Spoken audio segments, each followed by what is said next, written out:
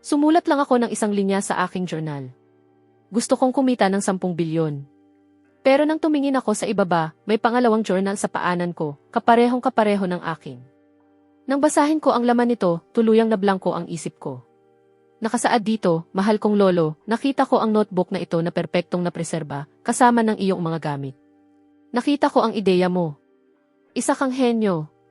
Kaya na ngayon ang teknolohiya na magpadala ng mga bagay pabalik sa nakaraan. Pero may isang nakamamatay na kahinaan ang teknolohiyang ito. Sobrang mahal nito. Para mabago ang kahirapan ng pamilya natin, napagpasyahan kong gastusin ang bawat sentimo na mayroon ako para padalhan ka ng isang journal ng mga sagot.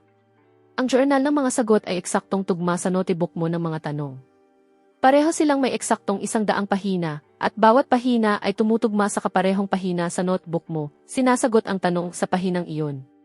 Ang pahinang binabasa mo ngayon ang sagot sa unang pahina ng notebook ng mga tanong, kung saan makukuha ang una mong kayamanan. Ayon sa mga naitalang pangyayari, 3 araw matapos mong isulat ang pahinang ito, isang labanan sa pagitan ng mga rehiyon ang sasabog sa Hilaga. Nagkataon na ang lugar ng labanan ay isang pangunahing rehiyon na gumagawa ng langis, kaya biglang sisirit ang pandaigdigang presyo ng langis. Mula 30 dolyar kada bariles ngayon hanggang 150 dolyar kada bariles sa loob ng 21 araw.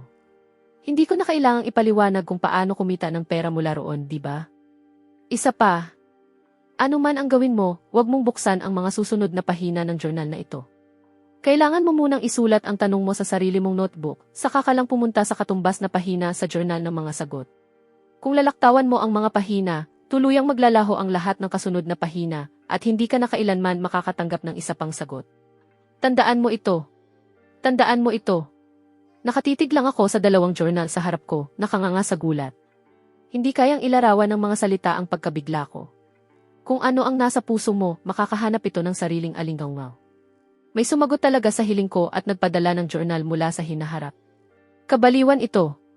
Kinuha ko ang telepono ko at mabilis na sinuri ang mga pandaigdigang balita. Lubos na payapa ang buong mundo. Walang kahit kaunting senyales ng digmaan sa hinaharap. Pero eksaktong tugma sa journal ang pandaigdigang presyo ng krudong langis, 30 dolyar kada bariles. Kung tama ang journal, at umabot sa 150 dolyar kada bariles ang presyo sa loob ng 21 araw, 5 beses itong tataas.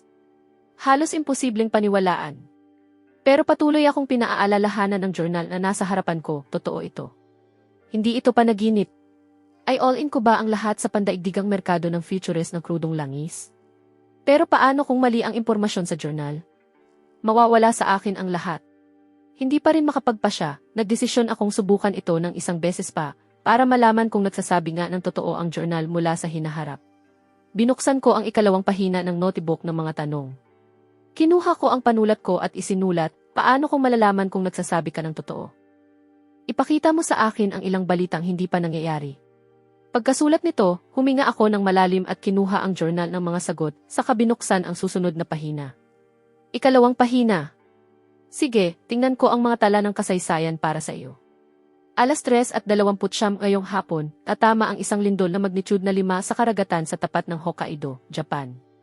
Pagkabasa ko nito, inilabas ko ang telepono ko. Eksaktong 3:00 ng hapon ngayon. Hinahanap ko ang balita pero wala ni isang bakas. Kinabahan akong naghintay ng kalahating oras, paulit-ulit na nire-refresh ang balita. Pagkatapos, naglabas ng breaking alert ang China Earthquake Network. Nakumpirma na 3:29 ngayong hapon, tumama ang lindol na magnitude na 5.9 sa karagatan sa tapat ng Hokkaido, Japan, sa koordinat na 142 silangan, 45.8 hilaga. Mariin akong nagtaas ng kamao. Talagang nangyari ang lindol. Eksaktong-eksakto ang lokasyon at oras. Sa kasalukuyang teknolohiya, imposibleng mahulaan ang isang lindol ng ganoon kaaga. Mukhang talagang ipinadala ng mga inapo ko mula sa hinaharap ang journal ng mga sagot at hindi nagbago ni kaunti ang kasaysayan dahil sa journal na ito. Patuloy pa ring nangyayari ang lahat ayon sa itinakdang takbo. Ito ang pinakamagandang balita para sa akin. Hindi nagbago ang kasaysayan, ibig sabihin, tama ang impormasyon ng journal tungkol sa hinaharap. Sa loob ng 3 araw, talagang sasabog ang digmaan sa Hilaga, at sisirit ang pandaigdigang futures ng krudong langis mula 30 dolyar hanggang 150 dolyar. Ngayon, oras na para magplano. Sa loob ng 21 araw, Pwedeng maging 5 beses ang kapital ko, dagdagan pa ng leverage, at walang limitasyon ang magiging kita. Pero kailangan ko ng sapat na malaking panimulang kapital para magawa ang lahat ng ito. Mabuti na lang at 3 taon na ang nakalipas mula nang magtapos ako ng kolehiyo. Hindi ako gaanong kumita ng pera sa sarili ko, pero may kaya ang pamilya ko. Binilhan ako ng mga magulang ko ng apartment sa Rongsheng at isang kotse. Ngayong alam ko na ang hinaharap para mapalaki ang kita ko hanggat maaari, syempre, ilalagay ko ang lahat. Tungkol naman sa paghingi ng pera sa pamilya ko para pondohan ang investment na ito, nagpa siya akong huwag na. Ang sikreto tungkol sa journal mula sa hinaharap ay wala akong balak sabihin kahit kanino.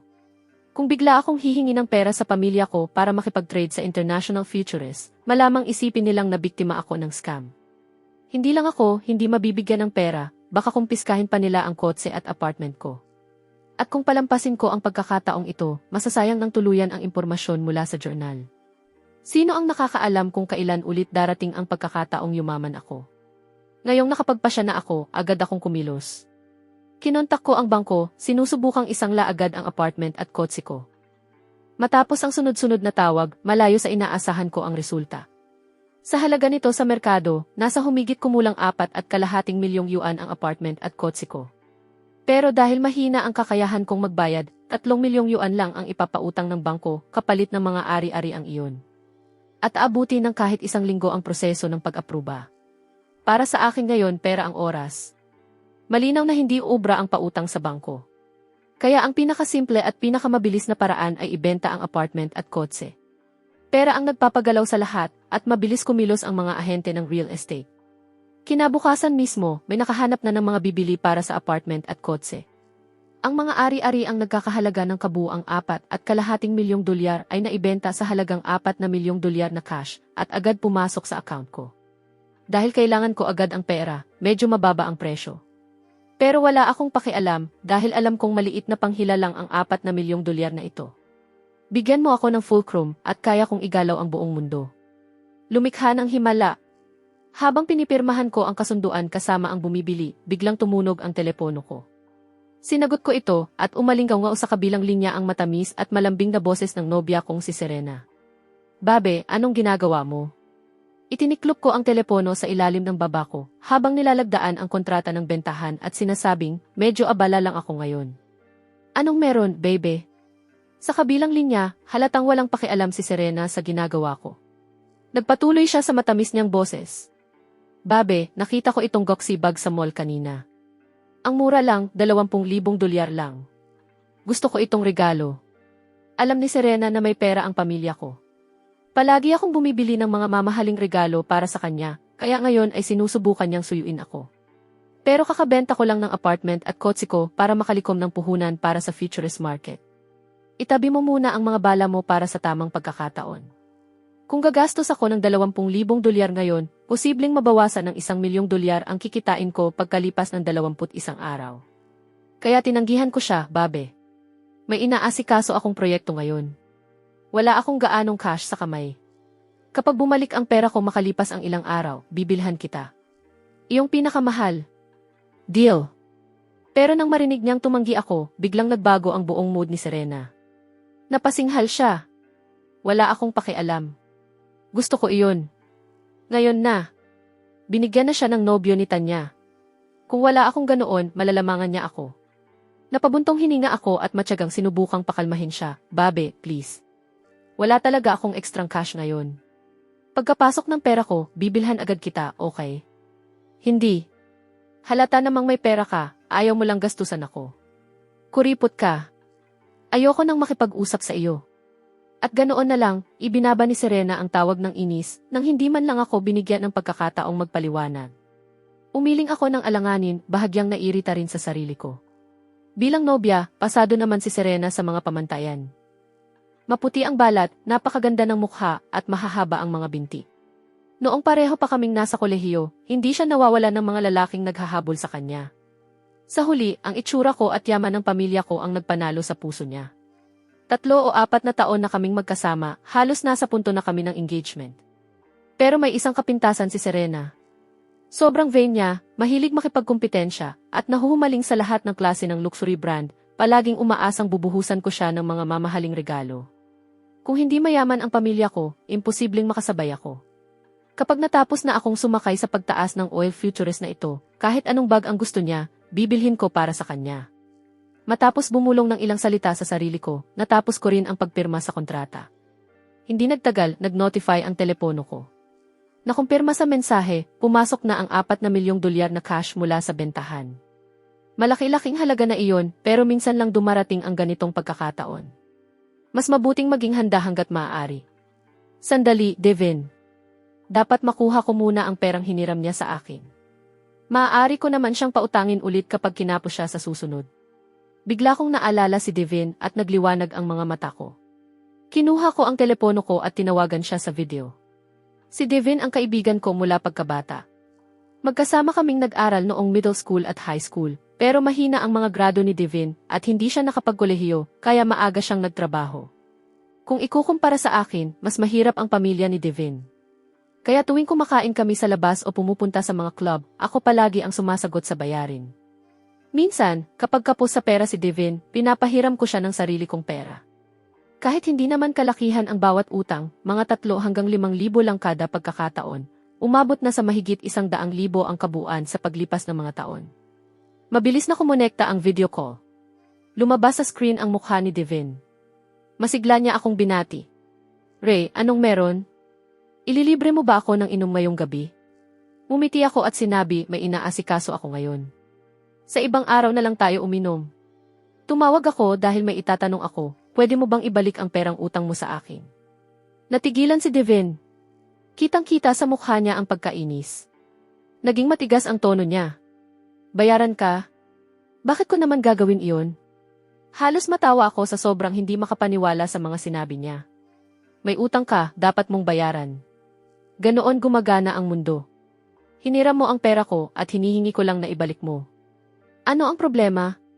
Sa mukha niya, aakalain ng kahit sino na ako ang may utang sa kanya. Naiinis ako, pero pinigilan ako ng magandang asal na sumabog at dahil sa ilang taong pagkakaibigan namin, mahirap maging komprontasyonal, kaya nanatili akong kalmado, pare, may inaasikaso akong proyekto at kailangan ko talaga ng cash. Kaka-check ko lang ang history ng mga mensahe natin. Sa nakaraang 1 taon lang, mahigit 100,000 dolyar na ang nahiram mo sa akin. Ganito na lang, kalimutan mo na ang sukli. Ibalik mo na lang sa akin ang 100,000 dolyar. Ayos lang. Ang sukling hindi ko nasisingilin ay hindi rin naman maliit, halos 10,000 dolyar iyon. Pakiramdam ko, sobra-sobra na ang pagiging mapagbigay ko. Pero agad sumagot si Devin, malamig ang boses. Ray, pare, hindi tama iyan. Mayaman ang pamilya mo.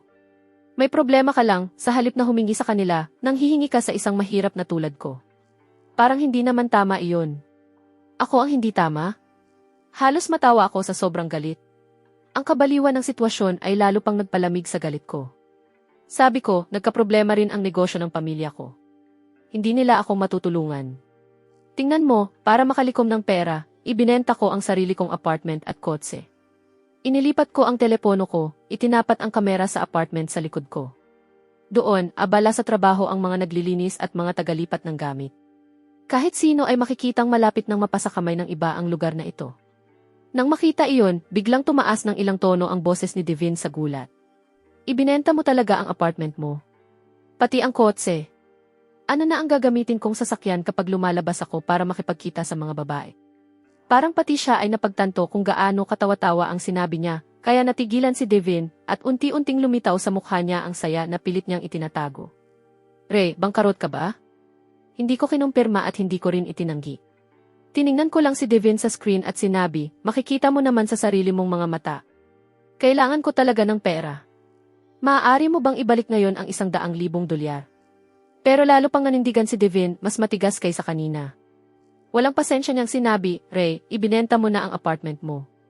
Halatang wala ka ng pera. Ang 100,000 ko ay patak lang sa dagat ng mga problema mo. Sa halip na ibalik ko iyon para gastusin mo lang, bakit hindi mo na lang hayaang manatili sa akin? Tulungan mo naman ang isang mahirap na tulad ko. Sa dami ng taon natin bilang magkaibigan, parang magkapatid na tayo. Tama na. Huwag ka nang magtanong. Talagang hindi ko iyon ibabalik sa iyo. Bye. At ganoon na lang, click. Ibinaba ni Devin ang tawag ng malamig at walang pag-aalinlangan. Naiwan akong nakatayo roon tulalang-tulala, Paano nagagawa ng isang tao na maging ganito kakapal ang mukha? Ang nanghiram ng pera ang umaastang siya pa ang gumagawa ng pabor sa akin, at ang nagpautang ang nauwi sa pagsusumamo. Anong klaseng mundo ito? Sa ngayon, hindi na nga ako galit. Parang katawa-tawa na lang, halos hindi ka panipaniwala. Hindi ko kailanman inisip na sa isip ni Devin, hindi kayang pantayan ng lahat ng taon ng pagkakaibigan namin ang $100,000. Halos nababasa ko na ang iniisip niya. Ngayong bangkarote na ako, hindi na ako ang magbabayad sa mga hapunan at inuman, hindi na ako sasama sa mga club para maghanap ng mga babae, at hindi na rin ako makakapagpahiram sa kanya ng mas maraming pera.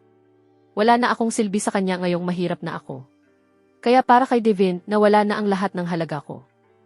Ang ganito kadaling pagputol niya sa akin, pati ang pagsunog sa tulay namin, may saysay naman sa pananaw niya.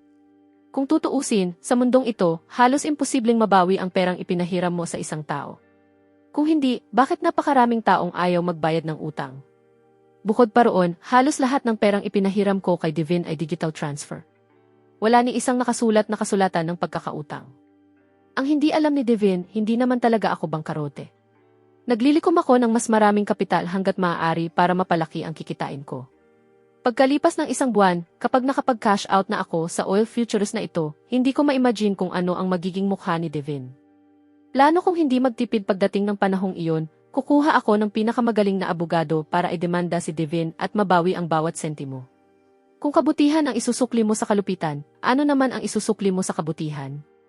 Kabutihan sa kabutihan at katarungan sa kalupitan. Hindi ko na mababawi agad ang perang utang sa akin ni Devin.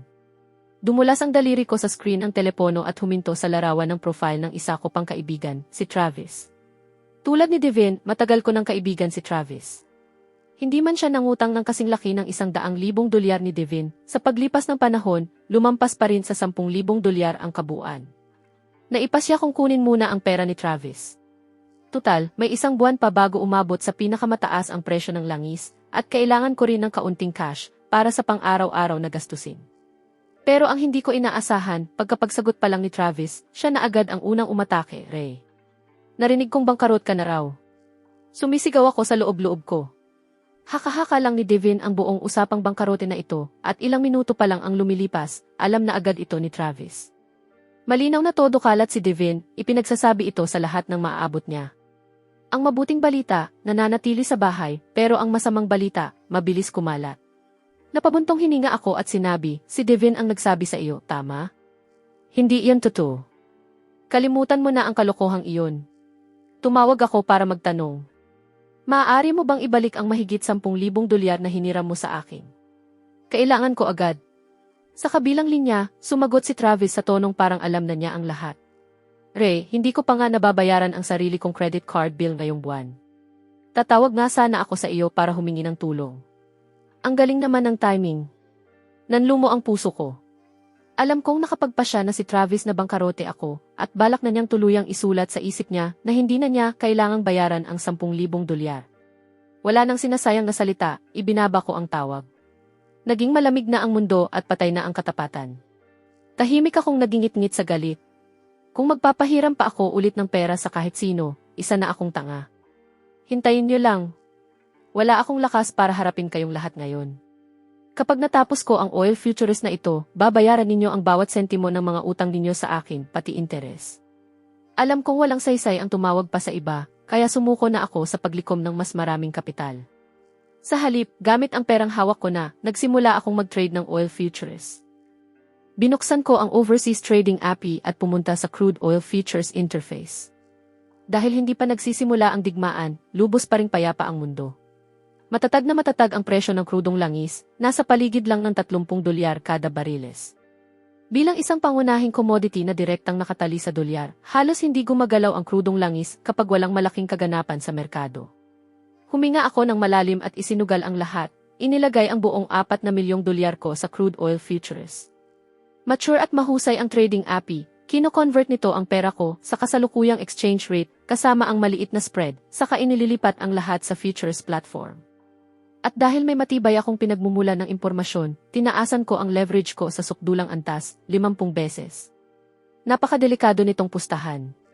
Sa pinakamaliit na paggalaw ng account ko, malalaliquidate agad ang lahat. Pero kapag sumiklab ang digmaan, sisirit pa itaas ang presyo ng krudong langis na parang rocket.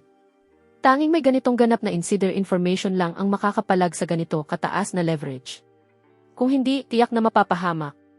Kahit 50 beses ang leverage ko, kumpara sa napakalaking sukat ng commodity na krudong langis, napakaliit pa rin ang kapital ko. Pagpasok ko sa futures market, wala man lang itong naging epekto. Nanatiling hindi gumagalaw ang mga presyo.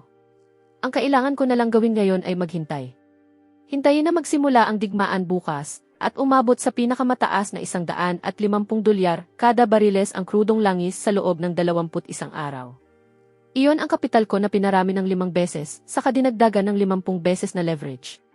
Sa loob ng isang buwan, magiging $1 bilyon ang $4 na milyong ko. Kahit 1,000 beses ko nang kinalkula, umiikot pa rin ang ulo ko sa halagang iyon. Nakahanda na ang lahat. Ang kailangan na lang ay ang mitsa. 21 araw mula ngayon, panahon na para anihin ang lahat. Kumakabog ang puso ko sa saya habang nakahiga akong suot pa rin ang damit ko, nakapikit at tahimik na naghihintay na magsimula ang digmaan.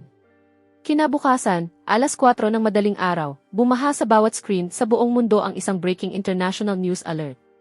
Sa loob lang ng isang oras, umakyat ang international crude oil futures mula $30 kada bariles hanggang $39. 30% pagtaas, ganoon lang kabilis. At ang $4 na milyong ko, na sumakay sa unang maliit na alon na ito gamit ang 50 beses na leverage, ay kumita na agad ng buong $60 milyong. Nang titigan ko ang mga numerong iyon, bumilis ang paghinga ko. Totoong pera ito, mas malaking yaman kaysa sa kinikita ng karamihan sa buong buhay nila, at kinita ko ito sa loob lang ng isang oras. Hindi pa sapat ang salitang yumaman ng isang gabi para ilarawan ang nangyayari ngayon. Kung ibebenta ko ang futures ko sa mismong sandaling ito, aalis ako na may $60 milyong na tubo. Pero hindi ako ganoon katanga. Sinabi na ng journal na simula pa lang ng matinding pagtaas na ito ang rally na ito. Hanggang 21 araw mula ngayon, kapag umabot sa pinakamataas na presyo ang krudong langis, saka ako tunay na magbebenta at magka-cash out. Sa ngayon, pakiramdam ko ay sumasakay ako sa isang napakalaking alon na patuloy pang lumalaki, at basta manatili ako sa tamang posisyon, dadalhin ako nito ng walang kahirap-hirap sa taas na hindi maaabot ng iba. Habang lalong umiigting ang apoy ng digmaan, patuloy na umaakyat ang crude oil futures. Hanggat walang senyales na matatapos ang labanan sa rehiyong ito, magpapatuloy ang pagtaas. 39.6, 40.2, 40.7. Bahagyang bumabagal ang bilis ng pagtaas, pero nananatiling matatag ang kurba, diretsong pataas. Patuloy na tumataas kasabay ng pagtaas ng merkado ang halaga ng futures holdings ko, at bawat minuto ay lumalaki ang kayamanang maaari kong i-cash out. Hindi. Tama na. Hindi ko kayang manatiling ganito kaalerto. Kung bumigay ang katawan ko bago dumating ang pera, mawawala ang saysay ng lahat ng ito. Pinilit kong isara ang screen ng futures trading, huminga ng malalim, at dahan-dahang pinakalma ang pusong mabilis na kumakabog. 21 araw tatagal ang pagtaas na ito. Imposibleng bantayan ko ito bawat segundo. At ngayong nalampasan na ng unang pag-akyat ang delikadong antas ng account ko para sa sapilitang liquidation, nagpa siya akong lubusang magtiwala sa journal. Tumigil na sa panonood ng ticker ng real time. Paminsan-minsan na lang akong susuri para malaman kung nasaan na ang presyo. Dahil sa sobrang tensyon ng nerbiyos ko, mabilis na lumipas ang oras. Hindi ko na malayan, halos tapos na ang buong araw. Hapon na ngayon.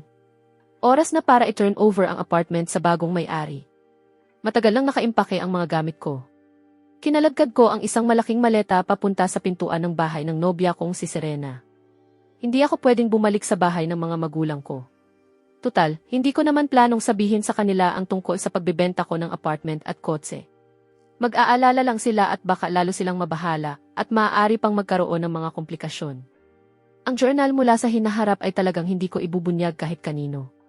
Kaya ang plano ay tumuloy muna sa bahay ni Serena ng ilang araw, at kapag dumating na ang kita makalipas ang 21 araw, bibili ako ng isang standalone villa bilang magiging bahay namin sa hinaharap. Kumatok ako sa pinto.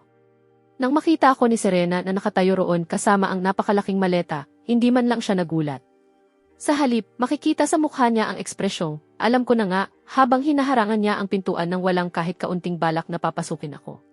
Kailangan ko pang maunang magsalita, babe. Patuluyin mo muna ako rito ng ilang araw. Aalis din ako pagkalipas ng isang buwan. Pero biglang naging yelo ang ekspresyon ni Serena. Nanatili siyang matatag sa may pintuan. Dito ka ng ilang araw.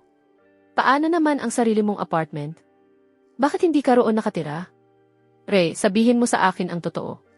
Bangkarot ka ba? Halos mabilaukan ako sa sobrang kabaliwan ng tanong niya. Bangkarote. Nagbibiro ka ba? Ibinenta ko ang kotse para punduhan ang futures trade. Bakit iniisip ng lahat na bangkarote ako? Siguradong si Devin ang tarantadong iyon. Talagang iniisip niyang wala na akong pera. Kapag bumagsak ang agila, mas kaunti ang respeto rito kaysa sa manok. Masayang-masaya siyang ikinakalat iyon kahit saan. Ngayon, pati sarili kong nobya ay naniniwala na. Ang hindi nila alam, sa maikling panahong ito, kumita na ng 60 milyon o higit pa ang crude oil futures ko. Kailangan ko lang sabihin kay Serena at agad mawawala ang maling akalang ito. Napangiti ako habang nagpapaliwanag. Sinabi ba sa iyo ni Devin na bangkarote ako? Sumobra na ang lalaking iyon. May inaasikaso lang akong futures project na yon. Bago ko pa matapos, pinutol na ako ni Serena. Tigilan mo ang pagsisinungaling sa akin. Sinabi sa akin ni Devin ang lahat. Bangkarot ka. Ibinenta mo ang apartment at kotse natin. Kaya pala nang humingi ako ng bag na nagkakahalaga ng 20,000 dolyar, ayaw mo akong bilhan. Ganito kalaking bagay, bangkarot ka, tapos hindi mo man lang sinabi sa akin. Sinusubukan mo ba akong pakasalan para tulungan kitang bayaran ang mga utang mo? Managinip ka. Tuluyang winasak ng mga salita ni Serena ang realidad na pinaniniwalaan ko. Ano? Kailan pa naging apartment natin iyon? Binili iyon ng mga magulang ko para sa akin.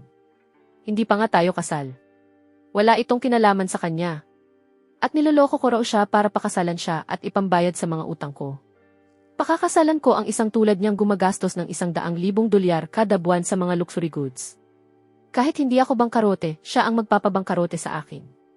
Hindi ko talaga inakala na ang babaeng nakasama ko ng 3 o 4 na taon, ang babaeng malapit ko ng pakasalan, ay magiging ganitong klaseng tao. Isang chismis lang na bangkarote ako, at dahil lang sa isang bag na hindi ko binili, hindi na siya makapaghintay na putulin ang relasyon namin.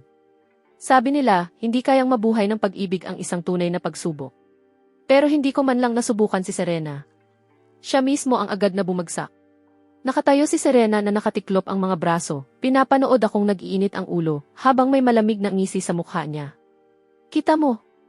Tingnan mo ang sarili mo. Nagpapanik ka na, hindi ba? Mabuti na lang sinabi sa akin ni Devin ang tungkol sa pagkabangkarot mo sa tamang oras. Kung niloko mo talaga ako para pakasalan kita, masisira sana ang buong buhay ko. Simula ngayon, ako, si Serena, wala nang kinalaman sa iyo. Lumayo ka sa pintuan ko. Ngayon na. Bago pa man tuluyang mawala ang huling salita niya, umatras si Serena papasok sa apartment at malakas na isinara ang pinto. Naiwan akong nakatayo sa labas na tigilan. 3 o 4 na taon ng pagmamahalan na wala sa isang iglap.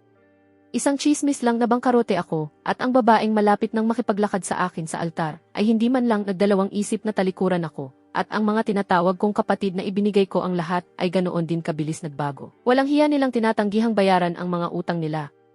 May ilan pa ngang nakikita lang ang pangalan ko sa screen nila at agad ibinababa ang tawag. Kapag mahirap ka, walang nakakakilala sa iyo. Kapag mayaman ka, tinatawag kang kapamilya kahit ng mga estranghero. Kung talagang bangkarote ako, magiging napakasakit ng sandaling ito, pagluluksa sa isang buhay na nasayang, iniwan ng lahat. Pero hindi talaga ako bangkarote. Hindi lang ako, hindi nawala ng pera. Sa loob lang ng isang araw, kumita na ako ng mahigit 60 milyon sa returns, baka mas malaki pa. At sa loob ng 21 araw, magkakaroon na ako ng kauna-unahang tunay na napakalaking kayamanan sa buhay ko. Alam kong kung ipapaliwanag ko ng maayos ang lahat kay Serena o padadalhan ko lang siya ng screenshot ng Futurist account ko, maglalaho agad ang galit niya sa harap ng 10 milyong dolyar na tubo. Bigla siyang magiging pinakamatamis at pinakamaunawaing nobya at mapapangasawa sa buong mundo. Pero pagkatapos ng lahat ng pinagdaanan ko, mapait na lang akong natawa. Wala na talaga akong kahit kaunting pagnanais na magpaliwanag kay Serena. CJ, ipinakita sa akin ng karanasang ito na maling napagbintangan akong bangkarot kung sino talaga ang mga taong nasa paligid ko. Sa kaibuturan ko, wala akong matinding emosyon. Pero habang nakatayo ako sa ilalim ng apartment ni Serena, sandali akong nawala ng direksyon. Ang orihinal kong plano ay ibenta ang apartment, saka tumuloy muna sa bahay ni Serena, at kapag dumating na ang kita mula sa oil futures, bibili kami ng villa bilang bago naming tahanan. Hindi ko lang inakalang itatapon ako ni Serena sa lansangan. At bigla kong napagtanto na wala talaga akong mapupuntahan. Makikituloy sa mga kaibigan. Narinig na ng mga tinatawag kong matalik na kaibigan tulad ni Devin na bangkarote ako at ayaw na nila akong makasama. Babalik sa mga magulang ko. Magiging abala ang pagpapaliwanag tungkol sa pagbebenta ng apartment at kotse at wala namang dahilan para alalahanin sila. Matapos timbangin ang mga pagpipilian ko, ang tanging magagawa ko ay mag-check-in muna sa isang hotel. 4 na milyon ang inilagay ko sa futures market, pero may kaunti pa akong ipon para sa mga emergency. Kahit paano, hindi ako matutulog sa lansangan. Nang maghahanda na sana akong sumakay papunta sa hotel, biglang tumunog ang telepono ko. Nakita ko ang pangalan ng tumatawag at natigilan ako. Elise. 4 na taon ko siyang kaklase noong kolehiyo, tahimik at mahiyain, palaging nakasuot ng makakapal na salamin na may itim na frame. Bihira kaming mag-usap noon. Bakit kaya ako tinatawagan ni Elise ngayon? Nagtataka pero interesado, sinagot ko ang telepono at inilapit sa tainga ko. Agad kong narinig ang boses ni Elise, halatang nag-aalala. Ray? Nasaan ka? Ayos ka lang ba? Hindi maitago ng boses niya ang pagkataranta. Nalito ako.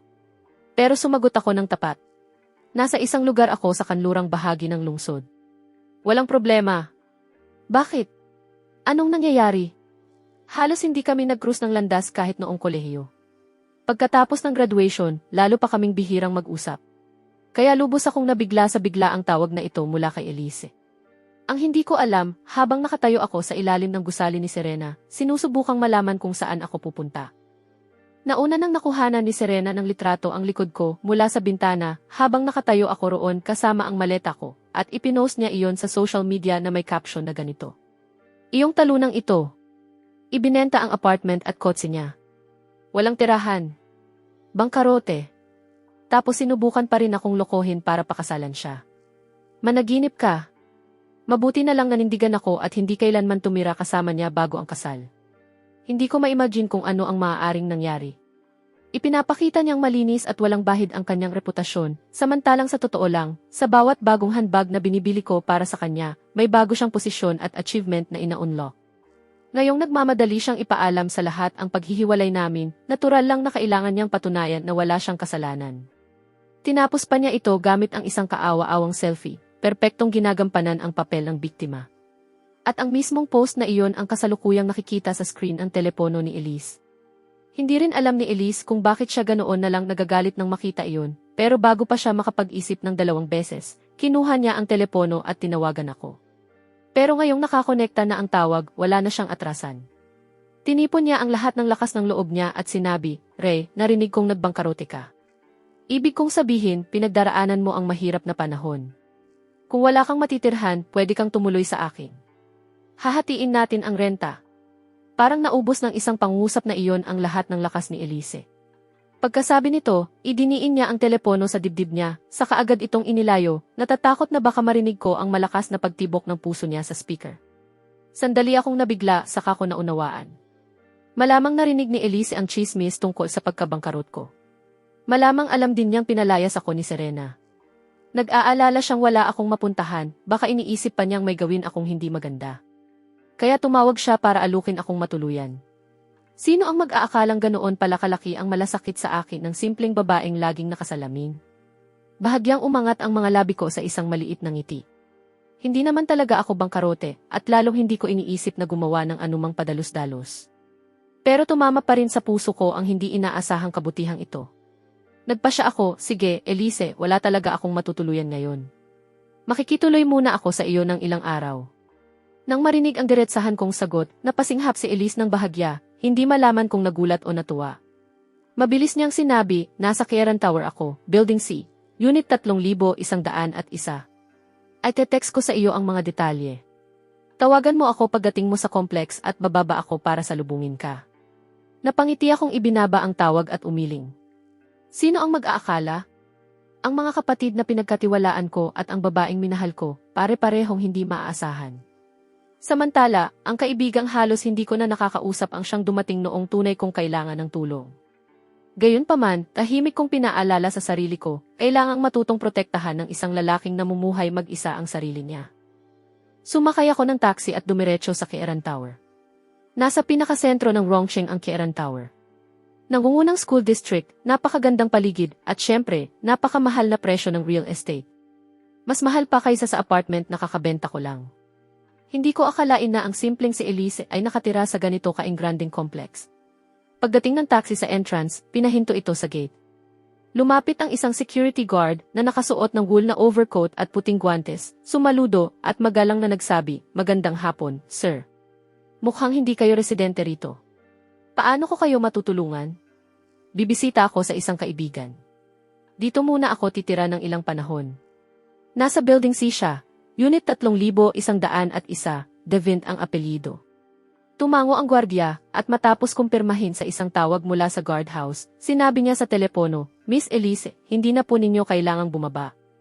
Ihahatid po ng ligtas ng property team namin ang kaibigan ninyo hanggang sa pintuan ninyo.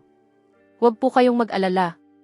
Pagkatapos, kinuha ng gwardiya ang malaking maleta ko, inilagay iyon sa isang 6-wheeled shuttle cart, at sinabi, "Sir, sakay po kayo. Ihahatid ko kayo mismo sa pintuan ni Miss Elise." Tumango ako, sumakay sa cart, at nagpatuloy kami papasok sa complex. Hindi ko maiwasang humanga. Ang ganitong antas ng property service ay maihahambing sa isang VIP lounge sa paliparan. Tanging ang mga pinaka-eksklusibong tirahan ang nag-aalok ng ganito. At dito nakatira si Elise. Bumili man siya o umuupa, hindi ito basta kayang bayaran ng isang ordinaryong tao. Lalo akong naging interesado kay Elise. Hindi nagtagal, matapos akong ihatid ng property staff, kumatok ako sa pintuan ni Elise. 2 katok pa lang, bumukas na ang pinto. Malinaw na naghihintay si Elise sa likod mismo nito. "Ray, nandito ka na." Nang makita ko ang maliit na mukha na sumilip mula sa likod ng pinto, natigilan ako. Si Elise ba talaga ito? Iyong payat na babaeng laging nakasuot ng malalaking salamin? Ang babaeng nasa harapan ko ay may pinong hugis itlog na mukha, kumikinang na parang jade. Maputing parang porselana ang balat na may bahagyang pamumula, pino ang mga tampok ng mukha, at perpektong hubog ang ilong. Taglay niya ang elegante at klasikong ganda, napakabihis at kaaya-aya, habang ang salaming walang frame na nakapatong sa kanyang ilong ay nagbibigay sa kanya ng matamis at mabait na dating. Tama ba ang apartment na pinuntahan ko? Nang mapansin ni Elise ang gulat kong titig, agad na mula ang kanyang mga pisngi. Lumambot ang boses niya. "Pumasok ka." Napabalik ako sa sarili, pumasok at nagmasid sa paligid. Loft style ang lugar, may 2 kwarto at napakataas na kisam. May nakakasilaw na crystal chandelier na nakasabit mula sa itaas, at western style ang dekorasyon na nagpapakita ng pinong karangyaan. Sa likod ng sala, isang napakalaking floor-to-ceiling window ang nagbukas ng tanawin patungo sa financial district ng lungsod. Napakaganda. Sa magkabilang panig ay may 2 kwarto, may mga bahid ng kulay rosas na sumisilip, talagang girly ang dating. Marangya pero may panlasa. 2 salita lang ang makakapaglarawan dito. Napakamahal. Nabigla ako. Anong klaseng landlord ang nagpapaupa ng lugar na ganito kaganda ang pagkakaayos? Lumingon ako kay Elise sa likod ko at nagtanong, "Elise, inuupahan mo ba ang lugar na ito?" Hindi sinagot ni Elise ang tanong ko. Sa halip, sinabi niya, "Huwag mong alalahanin ang renta, magpakaginhawa ka lang dito." Ay, siya nga pala, kumain ka na ba? Ano ang gusto mong kainin? Ipagluluto kita. Dahil ayaw magpaliwanag ni Elise, hinayaan ko na lang. Tutal, pansamantalang bisita lang naman ako. Sumagot ako, "Hindi ka pa rin kumain, hindi ba? Nakikituloy na nga ako sa iyo. Ipagluluto mo pa ako." "Sobra naman iyon. Ako na lang ang magluluto para sa iyo." Natigilan si Elise. "Marunong kang magluto." "Talaga?" Naghugas ako ng mga kamay, may pagmamalaking ngiti sa mukha. "Ano ang ibig mong sabihin na talaga?" "Siyempre marunong akong magluto. Ipapakita ko sa iyo ang lihim kong sandata, ang tanyag sa buong mundo na scrambled eggs na may kamatis." Sa kusina, abala ako sa pagluluto. Sa taas kong 6 na talampakan, halos nakakatawang liit tingnan ng itim na apron na nakatali sa dibdib ko. Gumagalaw ang mahahaba kong braso sa ibabaw ng counter, banayad na kumikilos ang mga litid at kalamnan ng natural at walang kahirap-hirap. Malalapad na balikat na unti-unting lumiliit patungo sa makitid na baywang, isang pangangatawan na tahimik na nagpapakita ng lakas. Napakagwapo pa rin. Nakasandal ang baba sa magkabilang kamay, nanlalabo sa pagtingin ang mga mata ni Elise, habang pabulong siyang nagsasalita sa sarili, pero abala ako sa pagluluto kaya hindi ko marinig ng maayos. "Ano ang sinabi mo?" Umiling-iling ang ulo ni Elise na parang kalansing. Wala. Wala talaga." Mag-focus ka lang sa pagluluto.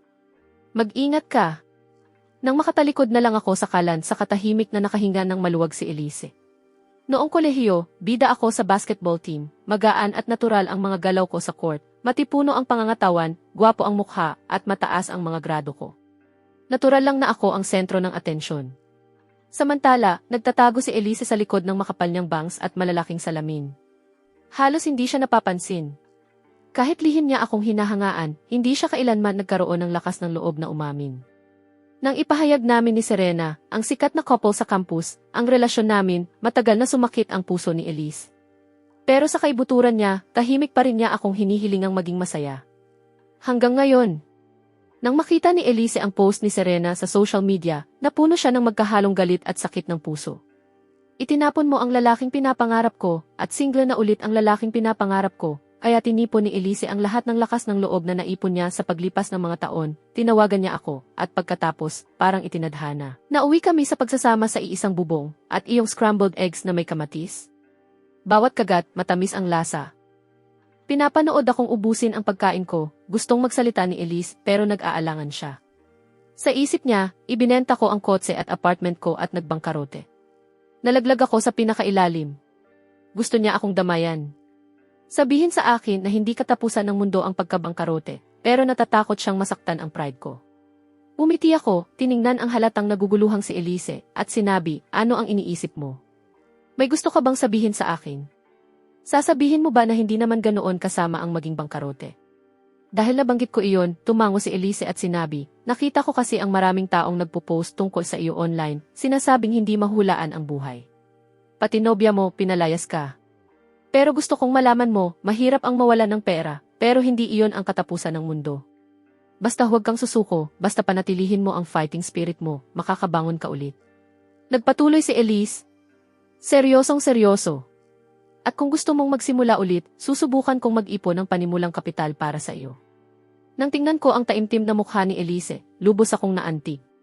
Sa paningin ng lahat, wala akong iba kundi isang mahirap na talunan ngayon. Isang lalaking nawala ang lahat hanggang sa huling dolyar. Hindi rin alam ni Elise na ilusyon lang ang pagkabangkarot ko. Pero kahit naniniwala siyang totoo ito, handa pa rin niya akong patuluyin, suportahan, palakasin ang loob, at pati sariling pera niya ay ialok para matulungan akong magsimula ulit. Kung ikukumpara kay Serena, na hindi na makapaghintay na putulin ako sa buhay niya, ibang-iba talaga si Elise. Napatawa ako ng may halong komplikadong damdamin. Ganoon kalaki ang tiwala mo sa akin. Matatag na tumango si Elise. Siyempre. Sa mga mata ko, ikaw ang palaging pinakamagaling sa klase natin, baka nga sa buong paaralan. Hindi ko alam kung ano ang nangyari ngayon, pero sigurado akong pansamantalang kabiguan lang ito. Matuto ka rito, magsimula ulit at magtatagumpay ka. Alam kong kaya mo. Malaki ang epekto sa akin ang ganitong pag-aalala. Napakasarap sa pakiramdam. Pero maling akala lang ang lahat ng ito. Nagpa siya akong sabihin kay Elise ang totoo. Sa totoo lang, hindi ako bangkarote. Ibinenta ko ang apartment at kotse para makalikom ng kapital para sa isang futures trade. Hindi ka bangkarote. Futures. Ngayon naman, si Elise ang nabigla. Ibig mong sabihin, ibinenta mo ang lahat para lang makalikom ng pera. Anong klaseng futures? Umisi ako at sumagot. International crude oil futures. Sasakay lang ako sa digmaan sa Hilaga para kumita agad. Hindi man lang nagduda si Elise. Napabuntong hininga siya ng may ginhawa at masayang sinabi, mas may katuturan pala ngayon. Alam kong imposibleng magbangkarote ang isang matalas na taong tulad mo. Katawa-tawa talaga ang mga taong iyon. Kung ano-anong bagay na hindi naman nila alam kung totoo ay ipinagsasabi sa buong social media. Sobrang laki ng pinsalang ginawa nila sa reputasyon mo. Biglang naalala ni Elise ang nakakainggan yung speech, nakakabigay niya lang tungkol sa pagkabangkarot ko. At namumula ng husto ang mga pisngi niya sa hiya. Mabuti na lang, iniligtas ko siya sa alanganing sitwasyon. Kahit hindi ako bangkarote, ibinenta ko talaga ang apartment ko. Wala talaga akong matutuluyan. Hindi mo naman ako palalayasin, di ba? Mabilis na umiling si Elise, humahampas ang nakapusod niyang buhok sa likod na parang buntot ng tuta. Siyempre, hindi. Dito ka lang. Hanggat gusto mo. Pagkasabi pa lang niya ng mga salitang iyon, napagtanto niya kung ano ang dating ng sinabi niya. Mabilis niyang idinagdag, huwag mong isipin ng iba. Magaling lang talaga ang luto mo at hindi talaga ako marunong magluto. Bagay tayo bilang magkakampi. Pagkatapos ng hapunan, habang nag-aunpack ako, alanganin kong napagtantong wala akong dalang mga gamit sa banyo. Itinapon ko kasi ang mga iyon dahil may kumpletong set na sa bahay ni Serena. Hindi ko kailanman inakalang palalayasin ako, lalo na't mauwi ako sa pakikitira kasama ang dati kong kaklaseng si Elise. Kailangan ko tuloy bumili ng bagong set. Nang palabas na sana ako, nagboluntaryo si Elise. Ray, ako na ang bumili. Hindi mo pa kabisado ang complex. Paano kung maligaw ka sa pagbabalik?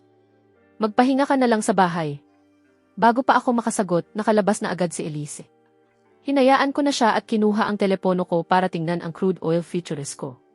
Sa loob lang ng ilang oras, tumaas na naman ang presyo, nasa $46 na na kada bariles, at mula sa $60 milyong kaninang umaga, umabot na sa $306 na milyong ang portfolio ko. Talagang nakakatakot ang bilis ng pagkita ko. Maliban sa mga gobyerno at malalaking korporasyon sa buong mundo, halos walang taong kumikita ng mas mabilis kaysa sa akin ngayon. Kahit ako, nang titigan ang mga numerong iyon, parang hindi pa rin ako makapaniwala. Sa pamamagitan lang ng isang pahina mula sa journal na ipinadala mula sa hinaharap, ganito nakalaki ang kinita ko. Lalo nitong pinatibay ang desisyon ko. Kailangan kong protektahan ang dalawang journal na iyon sa lahat ng paraan, walang kahit isang pagkakamali. Biglang nag-vibrate ang telepono ko dahil sa isang incoming video call. Matapos ang sandaling pag-aalinlangan, sinagot ko ito. Agad na lumitaw sa screen ang isang seryoso at nasa katanghali ang gulang na lalaking may mga uban na sa sentido. Mula pagkabata, palaging seryosong tao ang tatay kong si Marcos. Hindi niya ako tinatawag na anak o gumagamit ng palayaw, palagi niyang ginagamit ang buong pangalan ko. Pero ngayon, kahit kasing seryoso pa rin ang dati ang mukha ni Marcos, kitang-kita ang pag-aalala sa mga mata niya. Narinig kong ibinenta mo ang apartment at kotse. Hindi katapusan ng mundo ang pagkabigo sa negosyo. Hindi rin katapusan ng mundo ang mawala ng lahat ng pera. Huwag ka lang gagawa ng anumang padalos-dalos. Malinaw na nakarating na sa mga magulang ko ang chismis tungkol sa pagkabangkarot ko. Ang unang mga salita ni Marcos ay hindi ang pagtatanong kung bakit ko ibinenta ang lahat ng walang pahintulot. Sa halip, pinapanatag niya ako, sinasabihan akong huwag gumawa ng anumang kalokohan. Ganito ang tunay na unconditional love. Walang sisi, walang akusasyon. Puro pag-aalaga at pag-aalala. Naantig ako, tumango at sinabi, Dad, mag-relax ka. Chismis lang ang tungkol sa pagkabangkarote.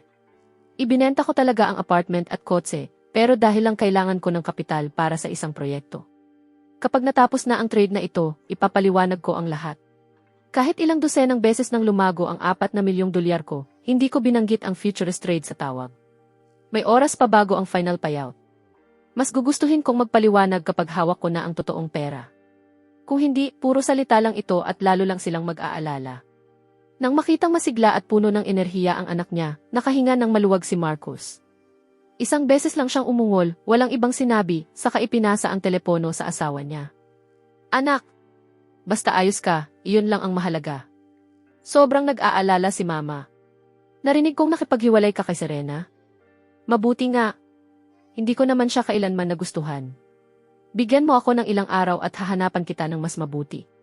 Iyong may magandang hubog, malusog, at magandang maging ina ng mga anak. Ibang klase naman ang nanay kong si Diana.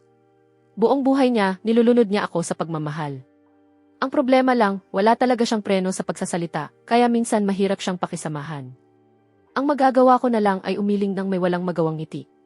Pagkatapos, dumaan ang tingin ni Diana sa akin at napunta sa magarang dekorasyon sa likod ko. Nagtatakang nagtanong siya, Anak, nasaan ka ngayon? Sumagot ako, ibinenta ko ang apartment ko at wala akong matuluyan. Kaya pansamantala akong nakikituloy sa isang kaibigan, parang mag-roommate kami. Agad nagsimulang magsermon si Diana. Anong klaseng anak ang nagbebenta ng apartment niya tapos walang matitirhan? Hindi ba bahay mo rin ang bahay natin? Umuwi ka na lang. Bago pa siya matapos, bumukas ang pinto at pumasok si Elise na may dalang mga shopping bag. Masayang sinasabi, Ray, nakuha ko na ang mga gamit mo sa banyo. Tingnan mo kung okay sa iyo. Suot ni Elise ang isang malambot na pink na cotton loungewear set. Mahigpit na nakadikit ang maliit na teddy bear na nakaprint sa harap sa tela, kapansin-pansin ang elegante niyang hubog. Kasama ang puting cotton na medyas, napaka-inosente at kaakit-akit ng buong ayos niya. Sa screen ng telepono, agad nagliwanag ang mga mata ni Diana. Biglang nagbago ang tono niya, Ray. May bisita ka pala. Sa totoo lang, huwag ka munang umuwi. Wala nang lugar para sa iyo rito. Hindi na ako mang-istorbo. Bye-bye. At ganoon na lang, beep, natapos ang video call. Bago tuluyang maputol ang tawag, may binubulong pa rin siyang mga bagay tungkol sa pagiging mabuting ina at mukhang ayos naman, kaya hindi ko alam kung matatawa ako o mahihiya. Parang may napansin din si Elise. Namula ng bahagya ang mukha niya habang nagtanong, nanay mo ba iyon? Tumango ako. Tama, nanay ko iyon. Narinig niya ang chismis tungkol sa pagkabangkarote at tinitingnan niya kung ayos lang ako. Mahinang iniabot sa akin ni Elise ang mga shopping bag. Mukhang naguguluhan, nagtanong siya, paulit-ulit kong naririnig ang nanay mo na sinasabing mabuti raw para sa mga anak. Ano ba ang ibig sabihin ng mabuti para sa mga anak? Umubo ako ng bahagya at buong seryosong sumagot, ibig niyang sabihin, maayos ang pagpapalaki sa akin at hindi ako nagbibigay ng problema sa pamilya. Ibig sabihin, madali akong palakihin. Wala nang iba. Huwag mo nang pag-isipan ng sobra. Ray, tapos na ako sa shower. Ikaw naman. Lumabas si Elise, pinupunasan ang buhok habang palabas ng banyo. Siguro dahil katatapos lang niyang maligo, pero makinis at kumikinang ang balat ni Elise, parang garing, may malusog na pamumula na nagpapakita ng kanyang kabataan. At kabaligtaran ng matamis at inosente niyang mukha ang kahanga-hanga niyang hubog sa ilalim ng pajama.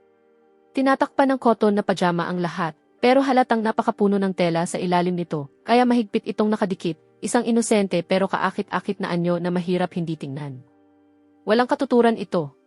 Paano kayang suportahan ng ganoon kaliit na baywang ang ganoong hubog? Pinilit kong ilayo ang tingin ko, tumingin sa mga kapansin-pansing bahagi ng kanyang katawan.